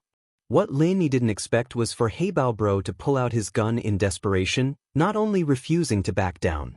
Aren't you fucking cocky, you bastard? You cocky bastard? Look at what I've got in my hand. You've never seen this before, have you? Heibao Bro was hurting all over, but he was enjoying the feeling of looking down on others. Isn't it just a gun? Lin Yi said faintly as he looked at Heibao Bro. Heibao Bro's lungs were about to explode at Lin Yi's words. What did he mean, isn't it just a gun? Did he think that gun was a toy? Heibao Bro was pissed off. He knew that Lin Yi would be dead as soon as he moved his hand, but he liked seeing Lin Yi piss his pants in fear even more. That's right, it's a gun. Daikid. Heibao Bro's eyes were filled with hatred and violence. Bang! The sound of a gunshot pierced through the air above the school grounds, and all the teachers and students were stunned. They hadn't expected someone to open fire in the school grounds, and the ones who were the most nervous were the 6. Meng Yao gripped Yushu's hand tightly, her palms already soaked in sweat. Her heart skipped a beat the moment Heibao Bro pulled out his gun, as if she'd lost her bearings. In the bank, when Lin Yi stood up to face the muzzle, she didn't feel this way, but now, this feeling was unusually strong. She didn't want to admit it, but she couldn't help but pray that Lin Yi would be fine. Yushu, on the other hand, was panicking. Everything that was happening was completely out of her imagination. She didn't think that Zhong Pingliang would do something so extreme, sending people to kill Lin. Pingliang didn't expect Heibao Bro to pull out a gun in school. At the end of the day, he was still a student, and all he wanted was to teach Lin Yi a lesson, not to kill Lin. Heibao Bro had shot Lin Yi in front of everyone, and he couldn't get away with it. Kong Xiaobo looked at Lin Yi worriedly as well, but his legs didn't listen to him as he stared at the muzzle of the gun. He wanted to say something, but his legs didn't listen to him anymore. He couldn't take a step forward. Of course, Jifeng was the most worried. He never would have thought that Pingliang's men would be this cocky, using guns in school grounds, and even firing a gun. Ah! Heibao Bro let out a heart-wrenching wail. All the fingers on his right hand were gone, and only half of his palm was left. It was a ghastly sight. The gun had exploded. Of course, this wasn't a coincidence. No matter how bad a counterfeit gun was, it wouldn't explode that easily. But before Heibao Bro could fire, Lin Yi stepped on the gun's barrel, changing its shape. But it all happened in the blink of an eye, and even Heibao Bro didn't notice it. He didn't even look at the gun after it was stepped on by Lin Yi. He raised his hand and fired at Lin. That wasn't the end. Lin Yi decided to go all the way and stomped on Heibao Bro's other hand and legs. The crisp sound of bones breaking accompanied Heibao Bro's cries, sending shivers down everyone's spines. Pingliang, on the other hand, was scared witless. He hid behind the basketball hoop with Xiaofu and Naipeo, not daring to come any closer. Zhou Ruoming, on the other hand, couldn't describe what he was feeling right now. The moment Heibao Bro pulled out his gun, he'd panicked a little. His brother was a gangster, but he'd never touched a real gun before. Ming Bro, he has a gun. Zhou Ruoming's lackey pointed at Heibao Bro with his mouth wide open. I have eyes, I can see it myself. Zhou Ruoming held his breath as he glared at his lackey. He didn't want to be interrupted at a critical moment like this. Zhou Ruoming felt like he was in a movie, and he didn't have the same uneasiness as Pin Liang. Whether or not Lin Yi died, he could just be a bystander and watch the show. Gunshots house. But instead of seeing Lin Yi lying in a pool of blood, Zhou Ruoming saw Heibao Bro howling like a madman with only half a palm left. Fuck no way? Ming bro, I think the gun exploded. Zhou Ruoming's lackey's eyes were wide open. Don't mess with this kid anymore. Zhou Ruoming felt a chill run down his spine as he watched Lin Yi step on Heibao Bro. This kid's a fucking lunatic. Zhou Ruoming didn't want to say that in front of his lackey, but he had to. He didn't want his lackey to mess with this violent maniac, and that would only bring more trouble to himself. Zhou Ruoming knew his own limitations. Even Heibao Bro wasn't a match for Lin Yi, and he'd only end up as an appetizer. But, to cover up his embarrassment, Zhou Ruoming added, this kid's a fucking lunatic. What he was trying to say was that Lin Yi was a lunatic, and normal people couldn't compare to a lunatic. That way, he could save his face. In actuality, Zhou Ruoming didn't even need to explain to his lackeys. His lackeys were already scared out of their wits. They didn't have the guts to mess with someone who could beat up a gangster like Heibao Bro. This guy's only good at acting. Meng Yao let out a breath of relief when she saw that Lin Yi was fine, but she still put on a cold face. She wanted to say that he was acting, but didn't think it was a proper word. The words came out as acting. I told you, this shield bro's a badass. Yushu let out a breath of relief as well, her smile returning to her face as she said to Meng Yao. Chapter 56. It was self-defense. Ouch. Heibao Bro's eyes bulged out of their sockets. Kong Xiaobo didn't seem to be satisfied with that, as he gave him another kick. This time, Heibao Bro fainted. Lin Yi shook his head at Kong Xiaobo. That was one of the more vulnerable parts of the human body, and continuous blows could be fatal. Lin Yi might have looked cruel, but he hadn't hit Heibao Bro anywhere near fatal. Lin Yi didn't want this guy he'd just met at school to end up in jail for murder, after all. Stop, he won't be able to take it anymore. Kong Xiaobo woke up from his hot-bloodedness after hearing Lin Yi's words. He looked at the unconscious Heibao Bro in disbelief. Xiaobo's personality had always leaned towards the cowardly side, and he'd never really gotten into a fight since high school, but in his heart, he was looking forward to a good fight. After all, it was a shame that he'd never gotten into a fight before as a man. But today he'd done it. The excitement he'd felt just now was too much for him to contain. An ear-piercing siren sounded. Several police cars drove into the first high school with their lights flashing and sirens blaring. Lingshan was quite troubled. Why did so many things happen in Songshan when Captain Yang wasn't home? First the bank robbery, and now a gun-wielding Communist Party member in a school. Lingshan didn't dare be negligent when she heard that it was a gun-wielding Communist Party member. This was a major criminal case. Lingshan ordered her fully armed men to get ready as soon as they entered the school, and they rushed to the scene of the crime. People in front, listen up. You've been surrounded. Please put down your weapons and fight for leniency. The police officer started yelling under Lingshan's orders. Lin Yi frowned. Why were the police here? Who'd called the cops? Lin Yi didn't want to make things too big. Subconsciously, Lin didn't want to see that chick Song again. After yesterday's embarrassing incident, anyone would be too embarrassed to see her again. Lin Yi raised his head helplessly to see Lingshan looking at him with a worried face. Lin Yi sighed and smiled at Lingshan. Since he couldn't hide, he might as well be honest with her. Seeing Lin Yi here, Lingshan's heart skipped a beat. Her face reddened, and her expression darkened. She didn't think that the culprit would be Lin Yi. She looked at the person lying on the ground at his feet, not knowing if he was dead or alive, and the fearful gazes of the people around him. Lingshan subconsciously thought that Lin Yi was the culprit. Don't move. Hands up. Lingshan pulled out her gun and pointed it at Lin. Lin Yi was surprised to see Lingshan pointing a gun at him. Was this girl trying to take revenge on him? After some hesitation, Lin Yi raised his hand. He was confident that he'd be able to dodge Lingshan's gun and subdue her at this distance, But wasn't there a bunch of police officers with guns nearby? If they thought that he was trying to attack the police, it'd be troublesome. Take them away. Ling Shan pointed at Lin Yi and the others. Police auntie, Lin Yi was defending himself. These are the people looking for trouble. Kong Xiaobo panicked when he saw that the police were going to take Lin Yi away. He didn't care about the black muzzles anymore. He wanted to run up and explain. Ling Shan wasn't expecting someone to speak up for Lin Yi in a situation like this, but the word, self-defense, reminded her of yesterday's scene. That was a profound language. Two completely different words, but the same pronunciation. Ling Shan's eyes lit up. And so, Ling Shan's face turned cold again. We'll investigate the real situation. Take them away. Lin Yi smiled gratefully at Kong Xiaobo. He said softly, "This girl has a grudge against me. She's trying to mess with me. It's fine." Kong Xiaobo paused. He didn't think that Lin Yi would have a grudge against Ling Shan. He was about to say something when Ling Shan walked over herself. Her eyes were wide and angry. Evidently, she'd heard what Lin Yi said. Ling Shan hated people who used their position for personal gain. She was furious when she heard Lin Yi say that she was using her position to mess with him.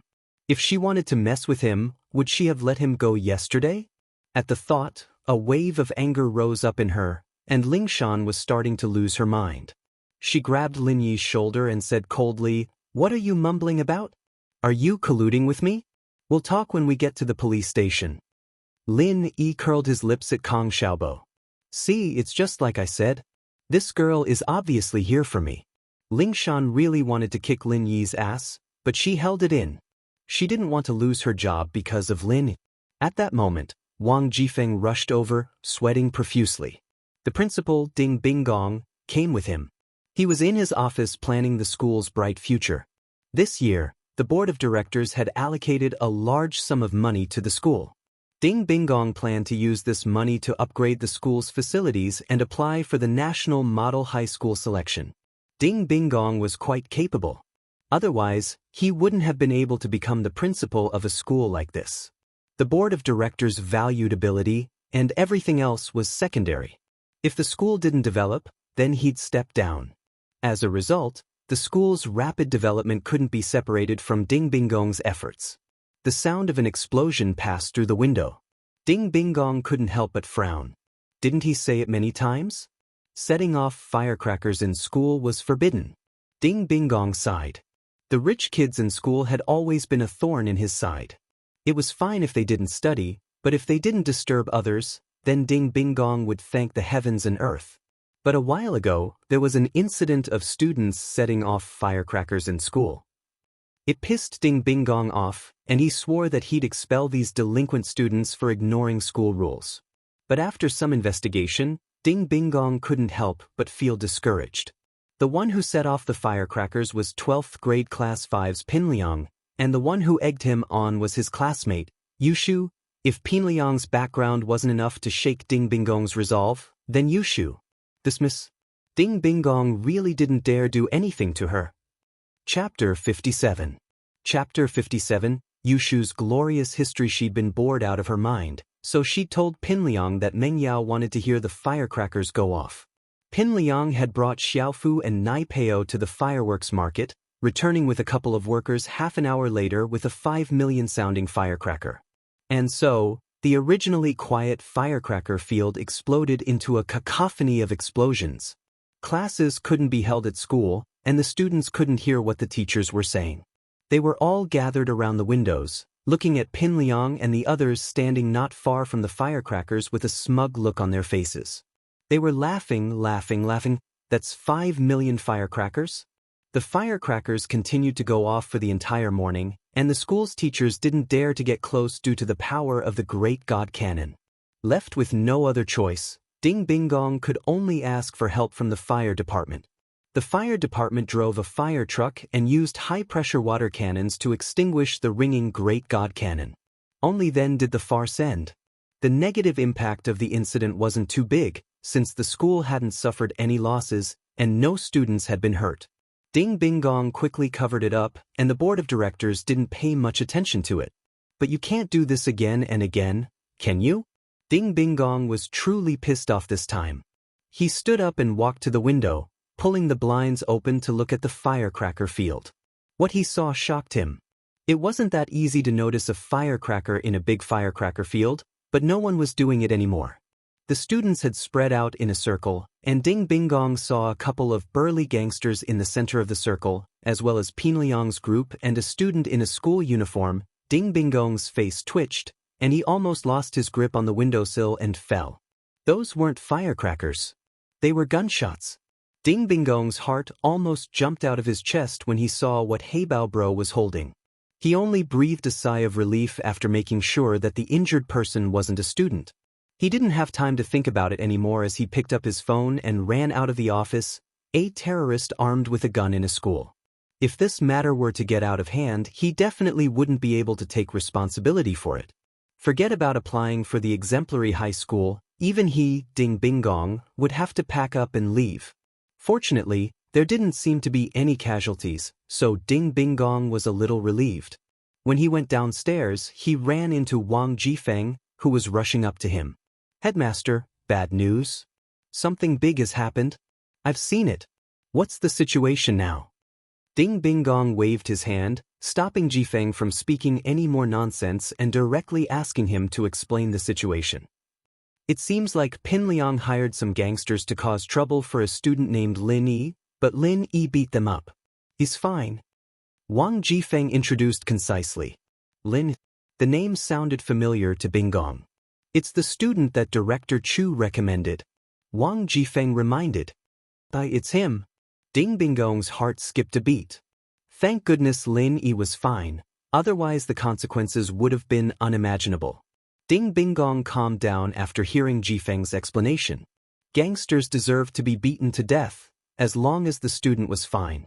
The two quickly made their way to the police station, only to see Lingshan escorting Lin Yi into a police cruiser.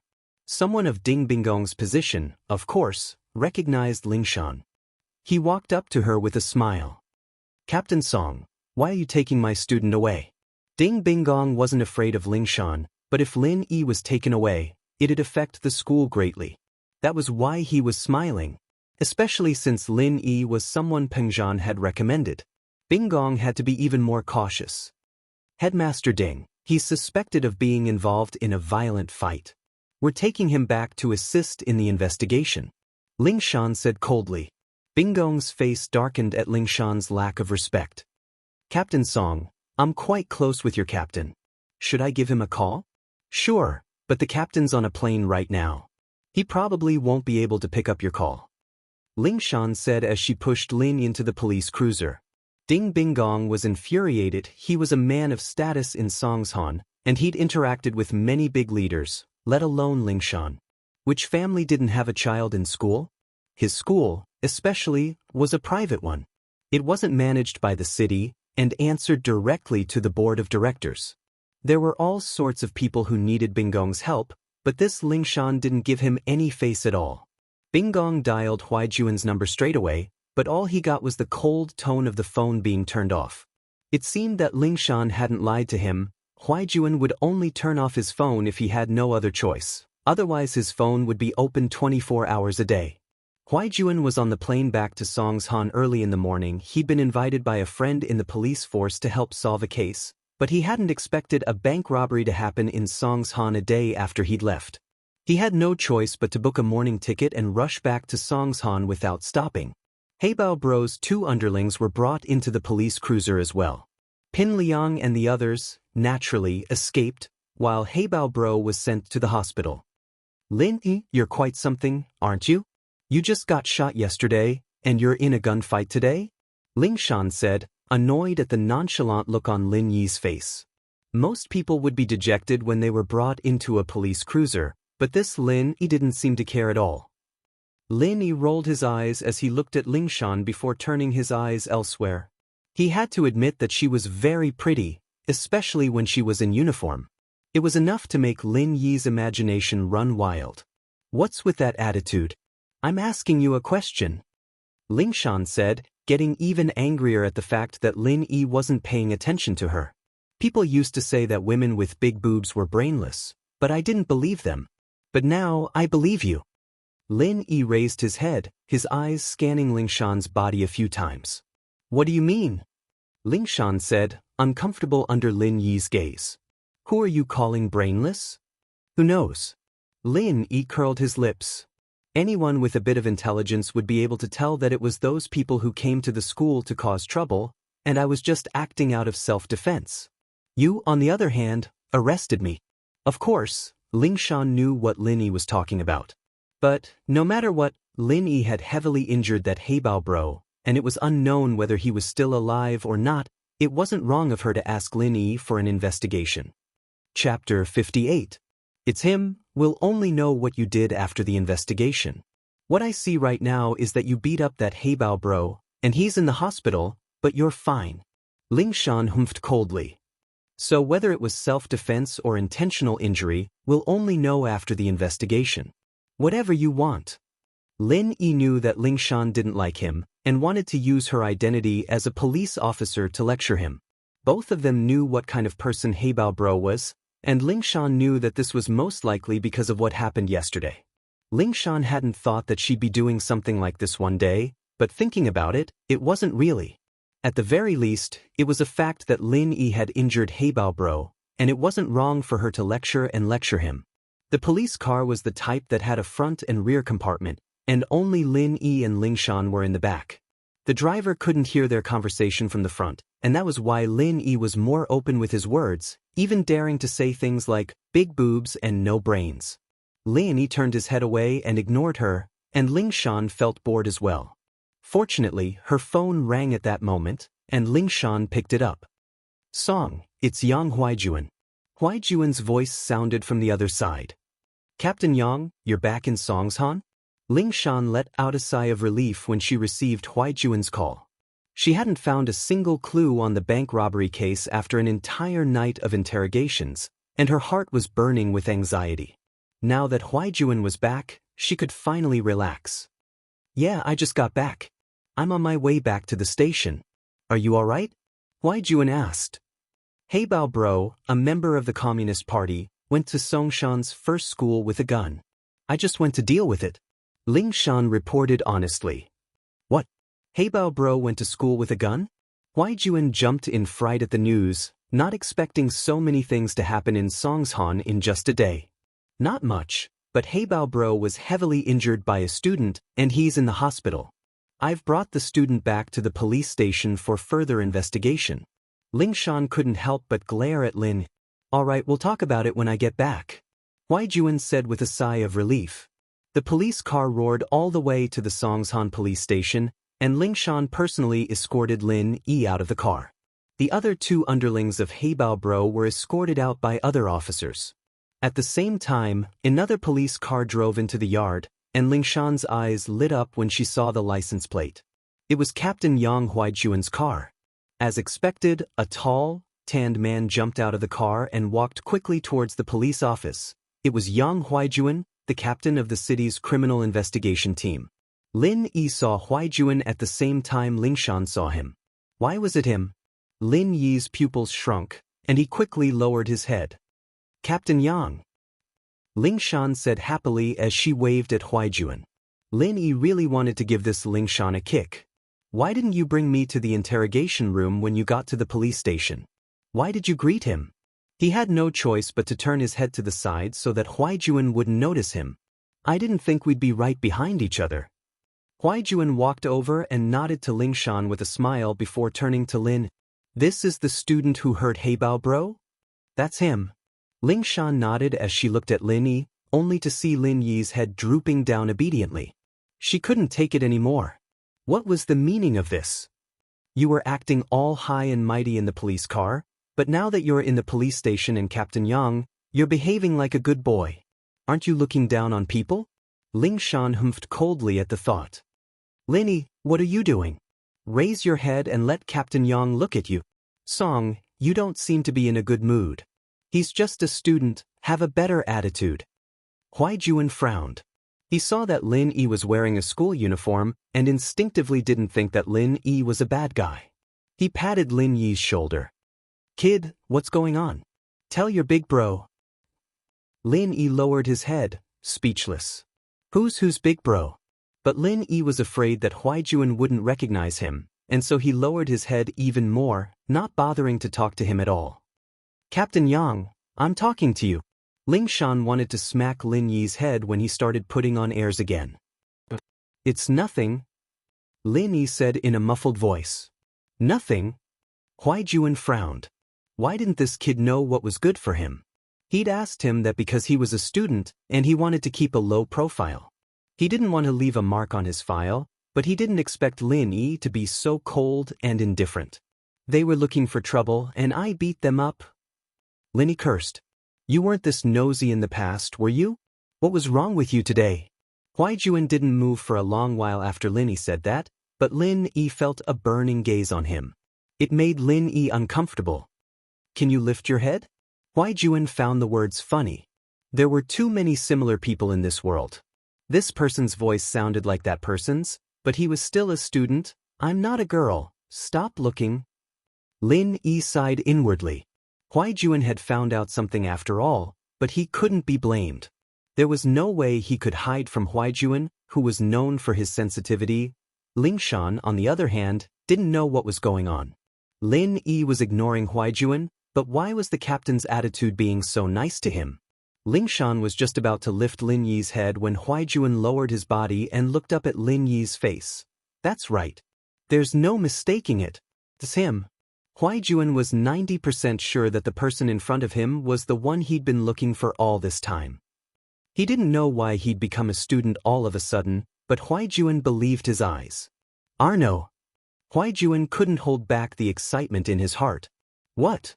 Lin Yi cursed inwardly, but pretended to be suspicious. Chapter 59. Delusional disorder, but Huaijuan didn't give up. What kind of person was this guy?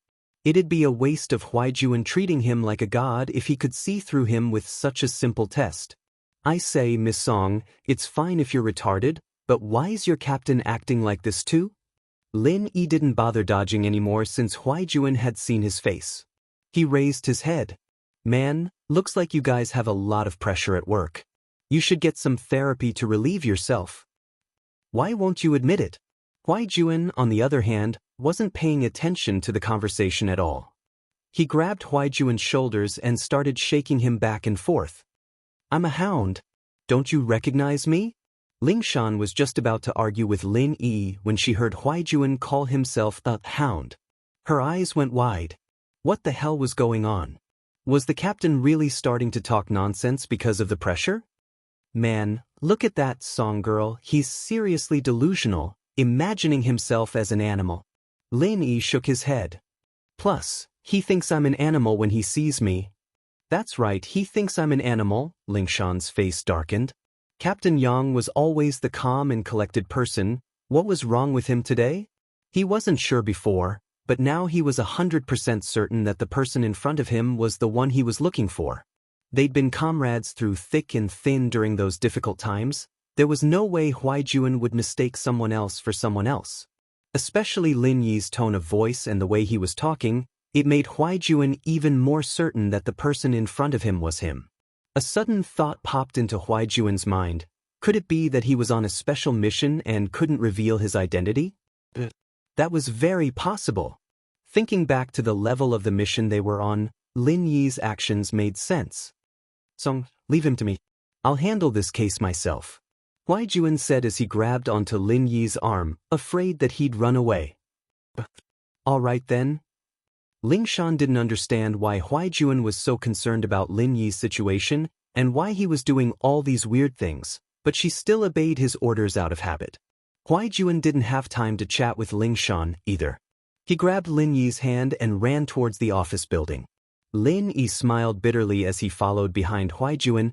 It seemed like they wouldn't be able to escape this. Bang!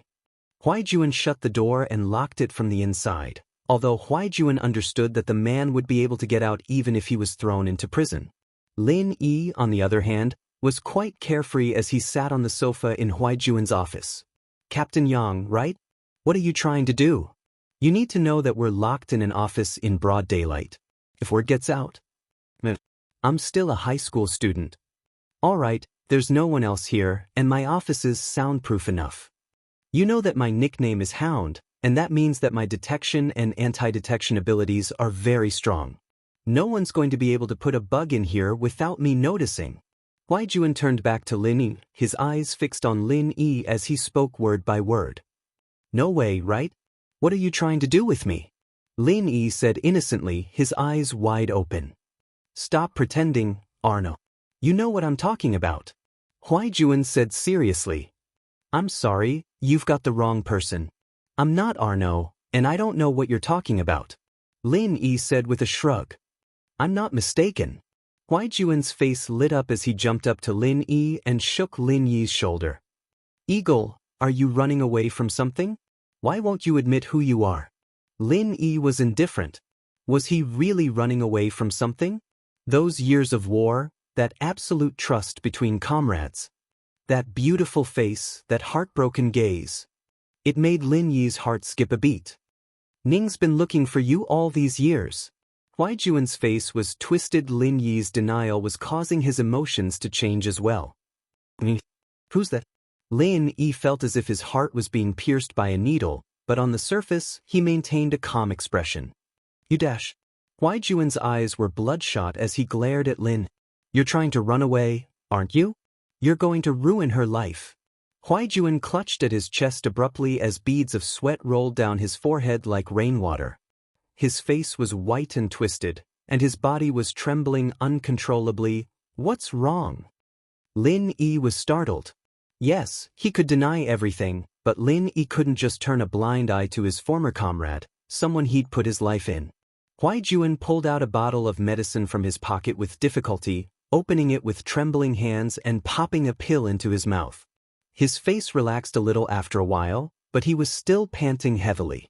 Lin Yi glanced at the label on the bottle. It was an imported sedative and painkiller. His face changed instantly. Why are you taking this medicine? Lin Yi was well aware of Huai Juan's physique. He was as strong as a bull, and it was impossible for him to have any hidden illnesses, but now… You're finally admitting it? Huai Juan's face was still pale, but there was a trace of a smile on his lips. Let's not talk about that for now. What's wrong with your body? Lin Yi asked as he helped Huai Juan onto the sofa, no longer bothering to deny it. I'm not that fragile, I'm fine, Huai Juan said with a grin on his face. It was obvious that he was happy. Eagle, I know I'm not mistaking you for someone else. You've grown taller these past 2 years, and the sharpness in your eyes has lessened, but I still recognize you. Fine, I'll admit it. Tell me what's wrong with you first. Also, why'd you retire? Isn't the organization you're with a lifetime membership? Lin Yi couldn't imagine what had happened to Huai Juan in the past 2 years.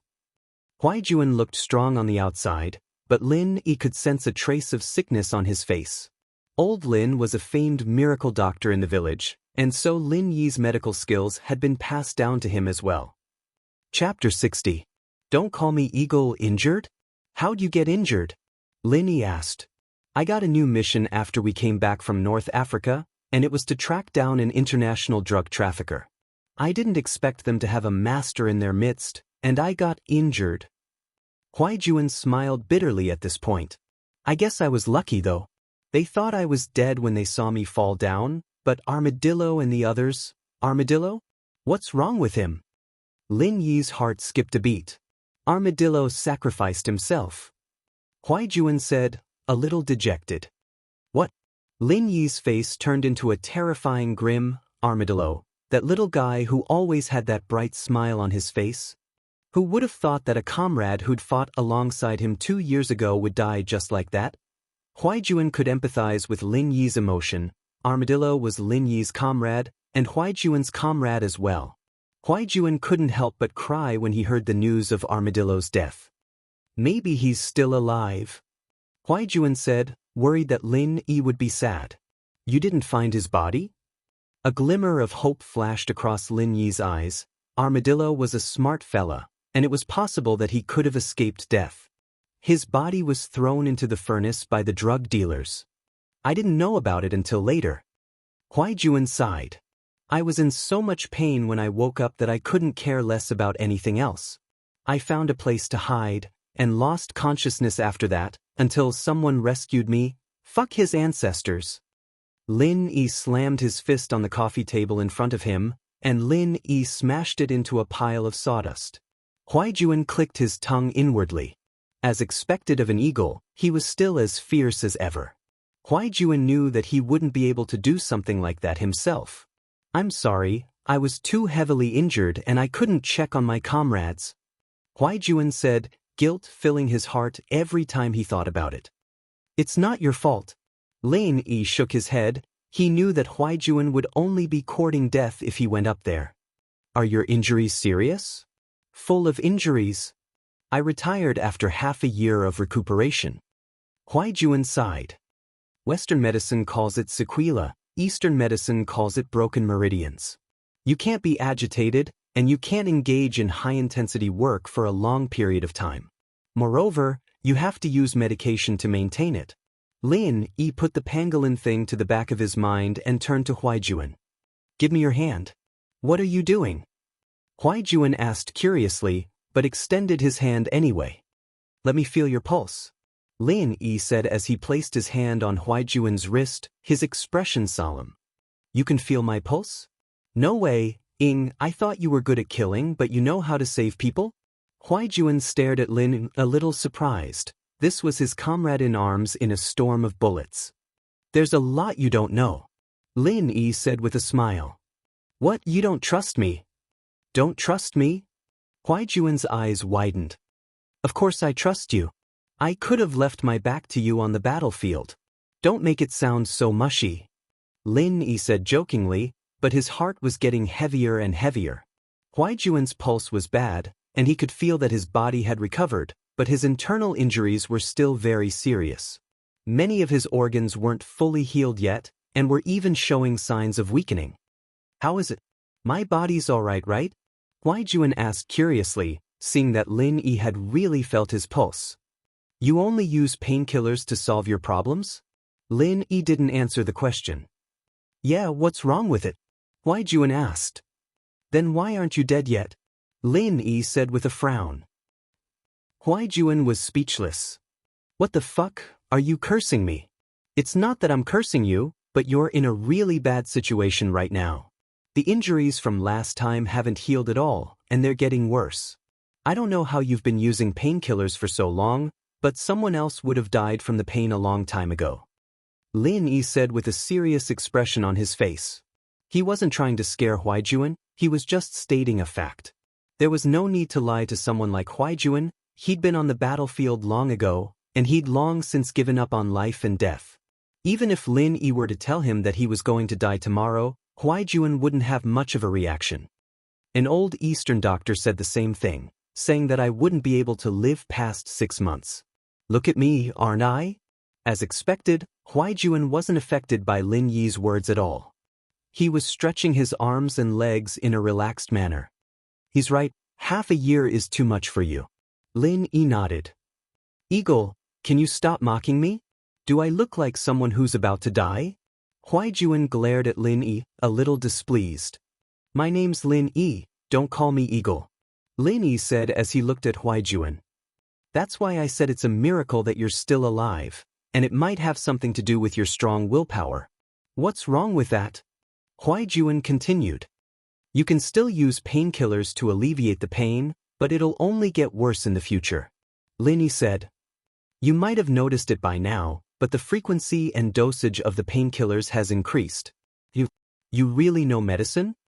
Huaijuan asked, surprised that Lin Yi had hit the nail on the head. What do you think? Lin Yi said as he let go of Huaijuan's hand. He had a rough idea of what was going on. Huaijuan's situation was very complicated. There was a saying that all medicines had some side effects, and every herb would damage the body's organs to a certain degree. In other words, if Lin Yi were to prescribe a medicine for the heart, it'd affect Huaijuan's spleen or liver, but if he were to prescribe a medicine for the liver, it'd affect his heart or kidney. All in all, there'd be side effects to the other organs no matter which part he treated. It'd be better if he didn't treat it, and it'd only speed up his death. Huaijuan couldn't help but ask when he saw Lin Yi deep in thought. What's wrong? What are you thinking about? Chapter 61. A girl he'll never forget. Holy shit. Huaijuan slapped his thigh as he looked at Lin. Not bad, not bad. You're the captain of the hounds after all.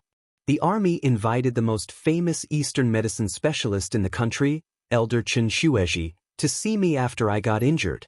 He said the same thing after looking at me. Chen Shueji. Lin Yi felt like he'd heard the name before, but couldn't remember where he'd heard it from. Yeah, he was the one who said I wouldn't live past 6 months. Huaijuan said with a smile. He told me not to treat it if I wanted to die slower. Maybe I'd live a couple more days with painkillers. What kind of bullshit is that? Lin Yi couldn't help but frown. I'll go back and think about it. I'll come up with a plan as soon as I can, but I can write you a prescription first. It'll be better than Western painkillers, and the side effects won't be as bad. With that, Lin Yi walked over to Huaijuan's desk and grabbed a pen and paper. He quickly wrote down a prescription and handed it to Huaijuan. You'd better get this prescription yourself, and don't let anyone else know about it. Also, I don't want anyone else to know about my past, so don't bring it up again. It really works? Eagle, you've given me such a big surprise. Huaijuan said as he took the prescription from Lin Yi's hands. He stared blankly at the dense list of Eastern medicine names on it. It couldn't have been written randomly. Most people wouldn't even be able to write down the names of the Eastern medicine. I told you, don't call me Eagle. I'm Lin. Lin Yi corrected. Alright, Lin. Huaijuan nodded as he put the prescription away carefully. It was a prescription from his former captain and comrade, and Huaijuan trusted it unconditionally. He'd die if he didn't take it, and who knew how long he'd be able to live for. You're really a god, no wonder Xiaoning is so tiny. Hearing this name, the smile on Lin Yi's face suddenly froze. After a long time, he raised his head and said, She still remembers me? She asked about you the last time I saw her. Huaijuan said with a nod. Perhaps I'm just casually asking. Lin Yi bitterly smiled. The two of them were people from two different worlds, and it was impossible for them to be intertwined. Even if they were to be intertwined, they were destined to be separated. There was no such thing as equality between people. Lin Yi understood this very well. At least for now, Lin Yi didn't have the ability to give her a future. Are you trying to shirk your responsibility? Huaijuan's expression was agitated as he glared at Lin. Huaijuan's weird reaction surprised Lin Yi, but Lin Yi seemed to understand something in an instant. You like her? Huaijuan fell silent under Lin Yi's question. After a while, he finally spoke up. There wasn't a single person in the suicide squad who didn't have feelings for her, but this was also an acknowledgement of his thoughts. She's quite a good match for you. Lin Yi knew about Huaijuan's parentage. They were a good match, weren't they? What do you mean? Huaijuan jumped up as if his foot had been stepped on. He pointed at Lin Yi with a dark expression. What kind of person do you think I am? You can't bully a friend's wife. I, Hound, wouldn't do something like that no matter how much of an asshole I am. She's not my wife. Lin Yi said faintly with a shake of his head. I'm leaving. I'll leave Lingshan's matter to you. I'm sure it won't be a problem. With that, Lin Yi stood up and walked towards the door. I really want to kill you, Huaijuan said as he aimed a punch at Lin Yi's back. Lin Yi didn't even turn his head as he grabbed his arm. As long as you can do it. Huaijuan knew that the gap between him and Lin Yi wasn't small at all, and he let go of Huaijuan's arm dispiritedly. Lin Yi, on the other hand, let go of Huaijuan's arm and walked out of the office. Lin Yi's expression didn't change much, but his thoughts couldn't help but wander back to the days of war. The girl he met and parted with in his life. These 2 years, Lin Yi would often wake up from his training at night, sweating profusely every time. This was something that Lin Yi hadn't experienced ever since he started practicing the art of dragon mastery. But those melancholy eyes were like a demon in his heart, filling up Lin Yi's nights. Lin Yi couldn't help but wake up from his training every time he saw that sad and resentful gaze. It was a never-ending nightmare. Had he really forgotten about her? Obviously not. She was a girl that any man would never be able to forget for the rest of their lives. But Lin Yi knew very well that her radiance didn't belong to him. If the 17-year-old Lin Yi still had a trace of arrogance in him, the current Lin Yi understood the cruelty of reality. Going to her would only bring trouble to her and the people around her. They weren't of the same social class, and a nobody hitting on a princess was bullshit. From the moment Lin Yi was taken away by the police, Chief Chen's phone never stopped ringing. First, it was the headmaster of first school, Ding Binggong. Chief Chen was very careful with Ding Binggong's calls, and promised him that he'd investigate the matter thoroughly. However, the people who called later were getting more and more important. First, it was Peng Zhan's Uncle Fu, and now, it was Peng Zhan himself. Chief Chen had no choice but to call Ling Shan, urging her to solve the case as soon as possible. She had to be fair and just, and he couldn't let people talk behind his back. But the news he got from Ling Shan was that Huaijuan had just come back and taken Lin Yi away. Chief Chen had no choice but to call Huaijuan again. What? He's released already? Chief Chen was startled. Wasn't this Huaijuan a little too fast? Yeah, it was a gang that came to the school to wreak havoc, and it had nothing to do with Lin Yi. I told him to go back after I understood the situation. Huaijuan reported in his usual professional tone. As long as you're fine. Chief Chen sighed in relief. He could answer to Binggong and Peng Zhan now. Chapter 62. A secret talk. Ling Shan blinked oddly at the calm and collected Huaijuan. She couldn't hold it in any longer. Captain Yang, do you know Lin Yi? He looks like a friend of mine. I got too excited and made a mistake. Huaijuan said with a smile. I hope you didn't get scared? Since Lin Yi didn't want him to reveal his identity, Huaijuan couldn't say too much. No. Ling Shan shook her head. What kind of friend could make Captain Yang lose his composure like that? But she didn't ask. Lin Yi was just about to flag down a taxi when Faubert's Bentley stopped beside him. Faubert poked his head out. Get in, Mr. Lin. Lin Yi nodded, not bothering with pleasantries as he walked over and opened the door to the front passenger seat. He was surprised to find another man in the back seat, Peng Zhan. Hello, Uncle Chu. Lin Yi greeted politely. Are you all right, Lin Yi? Peng Zhan asked, a kind smile on his face as he looked at Lin. Lin Yi had always thought that Peng Zhan was being a little too nice to him. Was there some sort of secret behind all this, or? But since Peng Zhan wasn't going to talk about it, Lin Yi didn't press the issue. It's nothing, just a couple of Communist Party members trying to cause trouble at school. I taught them a lesson, and the police let me go after understanding the situation. That's good. Peng Zhan nodded. Yao Yao's situation, it's all thanks to you. I just heard about what happened yesterday from Li Fu. You did a great job. It's what I should do. Lin Yi, on the other hand, didn't think much of it. He'd taken Peng Zhan's money for free, after all. Right, how are you getting along with Yao Yao? She didn't kick you out again, did she? Peng Zhan felt a headache coming on at the thought of his daughter. No, Yao Yao is very easy to get along with. Lin smiled. Naturally, he wouldn't tell on Meng Yao in front of Peng Zhan. That would be pure idiocy. No matter how naughty Meng Yao was, Peng Zhan had nothing but love for her. It'd be hell if he got fired for talking like that, and so he decided to praise Meng Yao at the right time. When Faubert heard Lin Yi's words, he opened his mouth and wanted to say something, but in the end he didn't say anything. Hee, are you getting along well? Peng Zhan seemed to be very happy with Lin Yi's words, a gratified smile on his face. Yao Yao is actually a good kid, just a little headstrong. You just have to give in to her a little more. Don't worry, Uncle Chu, I will. Lin Yi agreed without hesitation, but he remembered what the Baldy had said in the robber's car yesterday. Uncle Chu, there's something I should talk to you about. Lin Yi hesitated before deciding to talk to Peng Zhan. There's something I should tell you, Uncle Chu. Peng Zhan paused, then smiled. What is it? Just say it. It's about what happened yesterday. It's about the bank robbery.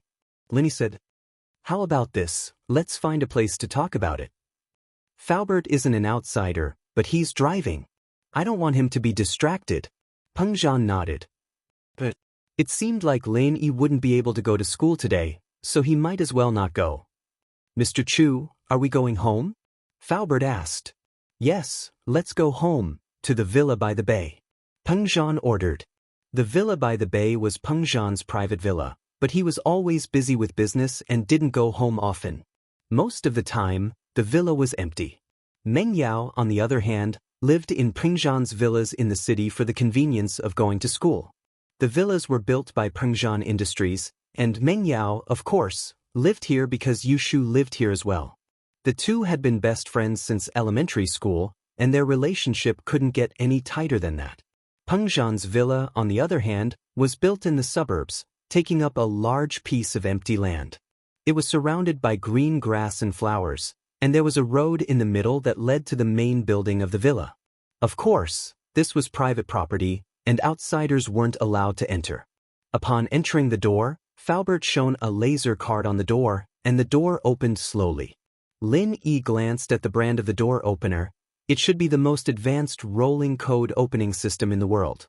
Even if the card was lent to someone else, it wouldn't be able to be duplicated. The code between the door opening system and the card was unique, and the MCU in the card calculated the code and fed it back to the door opening system. But it wasn't unbreakable. Of course, Lin Yi didn't mention it, because this was considered very safe for civilians. But if yesterday's incident wasn't investigated properly, then Lin Yi would have to do some security upgrades to Meng Yao's villa. He couldn't guarantee that he'd be by Meng Yao's side 24 hours a day. The car stopped in front of the villa, and Faubert got out. He opened the door for Pengzhan and Lin Yi, and returned to the car after Lin Yi and Pengzhan got out. Faubert isn't coming in with us? Lin Yi heard from Pengzhan that Faubert wasn't an outsider, so he asked. He's going to park the car in the garage, and he'll be back soon. Pengzhan could tell what Lin Yi was thinking, and he patted Lin Yi's shoulder with a smile. Li Fu has been with me for more than 10 years. If there's anything urgent when I'm not around, you can just tell Faubert. Lin Yi nodded. Faubert must be a very trustworthy person if Pengzhan said so. The decorations in the villa couldn't be considered luxurious, but it wasn't the kind of luxurious ones. Instead, it leaned towards elegance and classicalness. It could be seen that Pengzhan was a person with good taste, different from the average nouveau riche. Sit anywhere, don't be shy, treat this like your own home. Pengzhan personally found a pair of slippers for Lin Yi and placed it in front of Lin. This action, on the other hand, made Lin Yi feel a little flattered. But the more he thought about it, the more he felt that Pengzhan was being too close to him. It didn't seem like he was treating a subordinate like this, but more like he was treating his own family. Thank you, Uncle Chu. Lin Yi didn't act too pretentiously. He put on the slippers after thanking Pengzhan. Chapter 63. The mastermind. All right, let's talk in the study. Pengzhan gestured with his hand as he led Lin Yi to the second floor. The study was at the end of the second floor, perhaps because they didn't want to be disturbed, but there wasn't even a housekeeper in this spacious villa. What difference did it make? Perhaps this villa had once been bustling and glorious, but now it was completely deserted. This was what Lin Yi noticed when he went upstairs.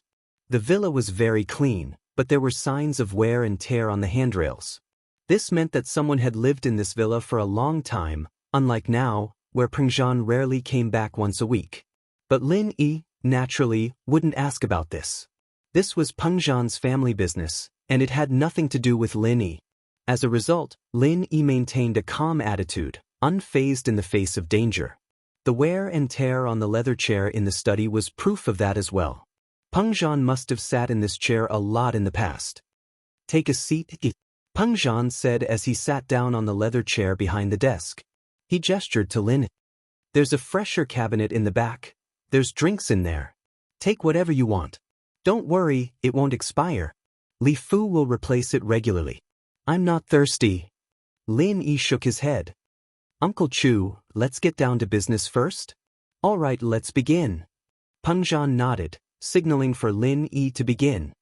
It's like this, I'm sure you already know that the robbers yesterday weren't after the bank, but Miss Chu? Lin Yi said, I don't understand why they'd go through so much trouble to kidnap Miss Chu. It would have been easier to kidnap her from the school or the villa. Are you trying to remind me to investigate the true purpose of these people? Pengzhan said with a smile. Indeed, you're right, they might have gone through a lot of trouble to kidnap Miss Chu, but they have a reason for it. What reason? Lin Yi didn't think that Pengzhan would have thought of this. It seemed like he was overthinking things. Confused. Pengzhan put away his smile and said seriously, this way, People will think that they didn't kidnap Yao Yao, but used her as a hostage during the bank robbery. These were two different natures that could mislead the police's investigation. This way, the police would see this case as a robbery and not a kidnapping case. This would give the robbers enough time to make their next move. But what I don't understand is, how did they calculate Yao Yao would appear in the bank at that time? I've done some analysis on this. Yesterday, the school instructed everyone to apply for a bank card so that they can deposit their tuition fees. After school ends, the banks will close for the day. There's only one 24-hour bank in the vicinity, so if Miss Chu wants to apply for a bank card, she'll definitely go to that bank. Lin Yi voiced his thought. He hadn't thought of what Peng Zhan had said before, since he didn't know what these people's true intentions were, or what they really wanted. So Peng Zhan's words gave Lin Yi an idea. These people are after you? Probably. Peng Zhan nodded. This time, when I went to negotiate the contract, the other party gave a lot of harsh conditions, and I didn't agree to them. They didn't make any concessions either. They just kept dragging it out, as if they were waiting for something. Now that I think about it, Yao Yao's incident happened at that time, and these two things might be related. Oh? Lin Yi raised an eyebrow. So that's the case. No wonder Peng Zhan said that these people robbed the bank to mislead the police's investigation. After all, if the direction of the investigation was wrong, the time needed to solve the case would be delayed, and this would give the robbers more time. If what Peng Zhan said was true, then as long as the robbers hinted that Meng Yao was in their hands, wouldn't Peng Zhan obediently sign that unfair contract? The more I think about it, the more likely it is. It's just that I don't have any evidence. Peng Zhan sighed. But at this level, what can evidence do? Who are these people? Lin Yi understood immediately after hearing Peng Zhan's words. The robbers must be on par with Peng Zhan in terms of strength, otherwise they wouldn't have dared to do something like this. No wonder the Baldy said that he wouldn't let Ma Lu touch Meng Yao other than Meng Yao. He was probably just trying to scare Peng Zhan. If Ma Lu really did touch Meng Yao, Peng Zhan would probably go all out for revenge, even if he didn't care about the consequences. It would be a lose-lose situation, and the robbers obviously didn't want that to happen. Lin Yi let out a sigh of relief at the thought. The robbers didn't want to do anything to Meng Yao, so Meng Yao's safety wasn't a problem at all. You don't have to worry about this, I'll take care of it. I, Peng Zhan, am no pushover, trying to use this kind of method to force me to submit. Peng Zhan paused here and waved his hand. Forget it, let's not talk about this. Just take good care of Yao Yao, remember to give her some love. Her mother left when she was young, and I'm always busy with my business. I lack love. Peng Zhan sighed. Her mother left when she was young? Lin sighed to himself. The miss was really pitiful, losing her mother at a young age and having a busy father all day. What was the difference between that and having no parents at all? Lin Yi was an orphan as well. Naturally, he could understand the bitterness of the situation. He nodded. Don't worry, Uncle Chu, I can understand Miss Chu's feelings. Forgive me. What an evil word game. When Lin Yi heard Peng Zhan say that Meng Yao's mother left, he thought that her mother had passed away. The word left did indeed have that meaning. But in reality, what Peng Zhan meant was that the Mrs. Mother had really left, not died. That's why Lin Yi made such a huge mistake. Yes, that's why I asked you to come and keep her company, you too. Forget it, let's not talk about this for now. It's a bit sudden to talk about it now. It's not too late to talk about it in the future. Peng Zhan hesitated, deciding to talk to Lin Yi about his father and elder Lin's decision later. He was afraid that Lin Yi wouldn't be able to accept it right now. Lin Yi didn't know what Peng Zhan wanted to say, but since he said to talk about it later, Lin Yi couldn't ask anymore. He could only wait for Peng Zhan to take the initiative to tell him. Since these people aren't after Miss Chu's life, then I'm relieved. Lin Yi thought to himself. It'd be terrible if the miss died beside him. Not only would he lose his salary, but he'd also have to take responsibility for it. More importantly, no one had died beside him before. Chapter 64. Quick detection. Falbert's voice came from outside the study not long after the two were done talking about Meng Yao's family. Lin Yi wasn't sure if he'd waited for the two to finish their conversation before knocking, or if he just happened to come up at that moment. Peng Zhan had said that Falbert was a trustworthy person, but Lin Yi had the feeling that Peng Zhan was hiding something from him. He'd asked Lin Yi to accompany Meng Yao not just for a study companion, a babysitter, and a bodyguard, but for a deeper reason. Peng Zhan didn't say what it was, and Lin Yi believed that Faubert wasn't privy to it either. Peng Zhan was probably the only one who knew. "Mr. Chu, I've parked the car. May I come in?" "Come in, I was just talking to Yi about yesterday's incident," Peng Zhan said. Faubert pushed the door open and sat down on the sofa beside Lin Yi. "We were talking about why the kidnappers chose the bank earlier, and Yi said that it's because the school requires every student to get a bank card to save their tuition and fees." Peng Zhan continued the topic when he saw Faubert come in. "From this, we can see that there's someone in Yao Yao's school. The kidnappers wouldn't have chosen this time to rob a bank." Lin Yi nodded. "That's what I was thinking too. Besides, I think this person should be a staff member of the school, not a student. Only a staff member would know about these things beforehand, and by the time the students knew about it, it'd already be time for school to end. It'd be too late for the kidnappers to make preparations." "Not bad." Peng Zhan nodded approvingly, pleased with Lin Yi's intelligence. "I'll look into the school as well." "Never mind, let's not talk about that. What? Is there a problem? Isn't Uncle Chu one of the directors of the school?" Lin Yi asked curiously. "Shouldn't it be easier for Peng Zhan to look into things in the school?" "I'm a trustee, yes, but there are 3 trustees in the school, and each of them owns a portion of the school's shares. You can imagine how difficult it would be to investigate." Peng Zhan didn't hide it from Lin Yi, since it wasn't anything confidential. "I see. I'll keep an eye out when I go to school then," Lin Yi said after listening to Peng Zhan's explanation. At this point, Lin Yi had a general idea of what was going on. The kidnappers didn't want Meng Yao for money or her life, but they wanted to use Meng Yao to force Peng Zhan to compromise on their business partnership. Moreover, the kidnappers did not choose other places to carry out the kidnapping completely to confuse the police and delay time. If Peng Zhan's daughter had been kidnapped, one could only imagine how much effort the police would put into searching for the kidnappers. Meng Yao would have been found by the police before they could achieve their goal. It was true that Huaijuan had taken over the bank robbery case as soon as he'd returned to the criminal police, but the case was a piece of cake for Huaijuan. Huaijuan made a call to the city's command center and pulled up the surveillance footage from the streets around the bank yesterday. Ling Shan only realized how stupid she was at this point. Digital Qingguan had only been used in Songshan for less than a month, but Huaijuan's sharp senses had memorized all this information. Digital Qingguan, also known as digital city management, referred to the use of information technology and mobile communication technology to process, analyze, and manage all of the city's components and incidents. It was an information technology that promoted the modernization of city management. The city management department had installed surveillance cameras on every main street, monitoring the area around the clock to monitor the sanitation, traffic flow, and so on. Ling Shan had thought of going to the traffic police to get the recordings, but unfortunately, the traffic police's recording equipment only worked when the traffic lights were red, and they could only record cars that broke the rules. The equipment was off at other times. Ling Shan had no choice but to give up. What she didn't expect was for Huaijuan to think of using the surveillance footage to solve the case.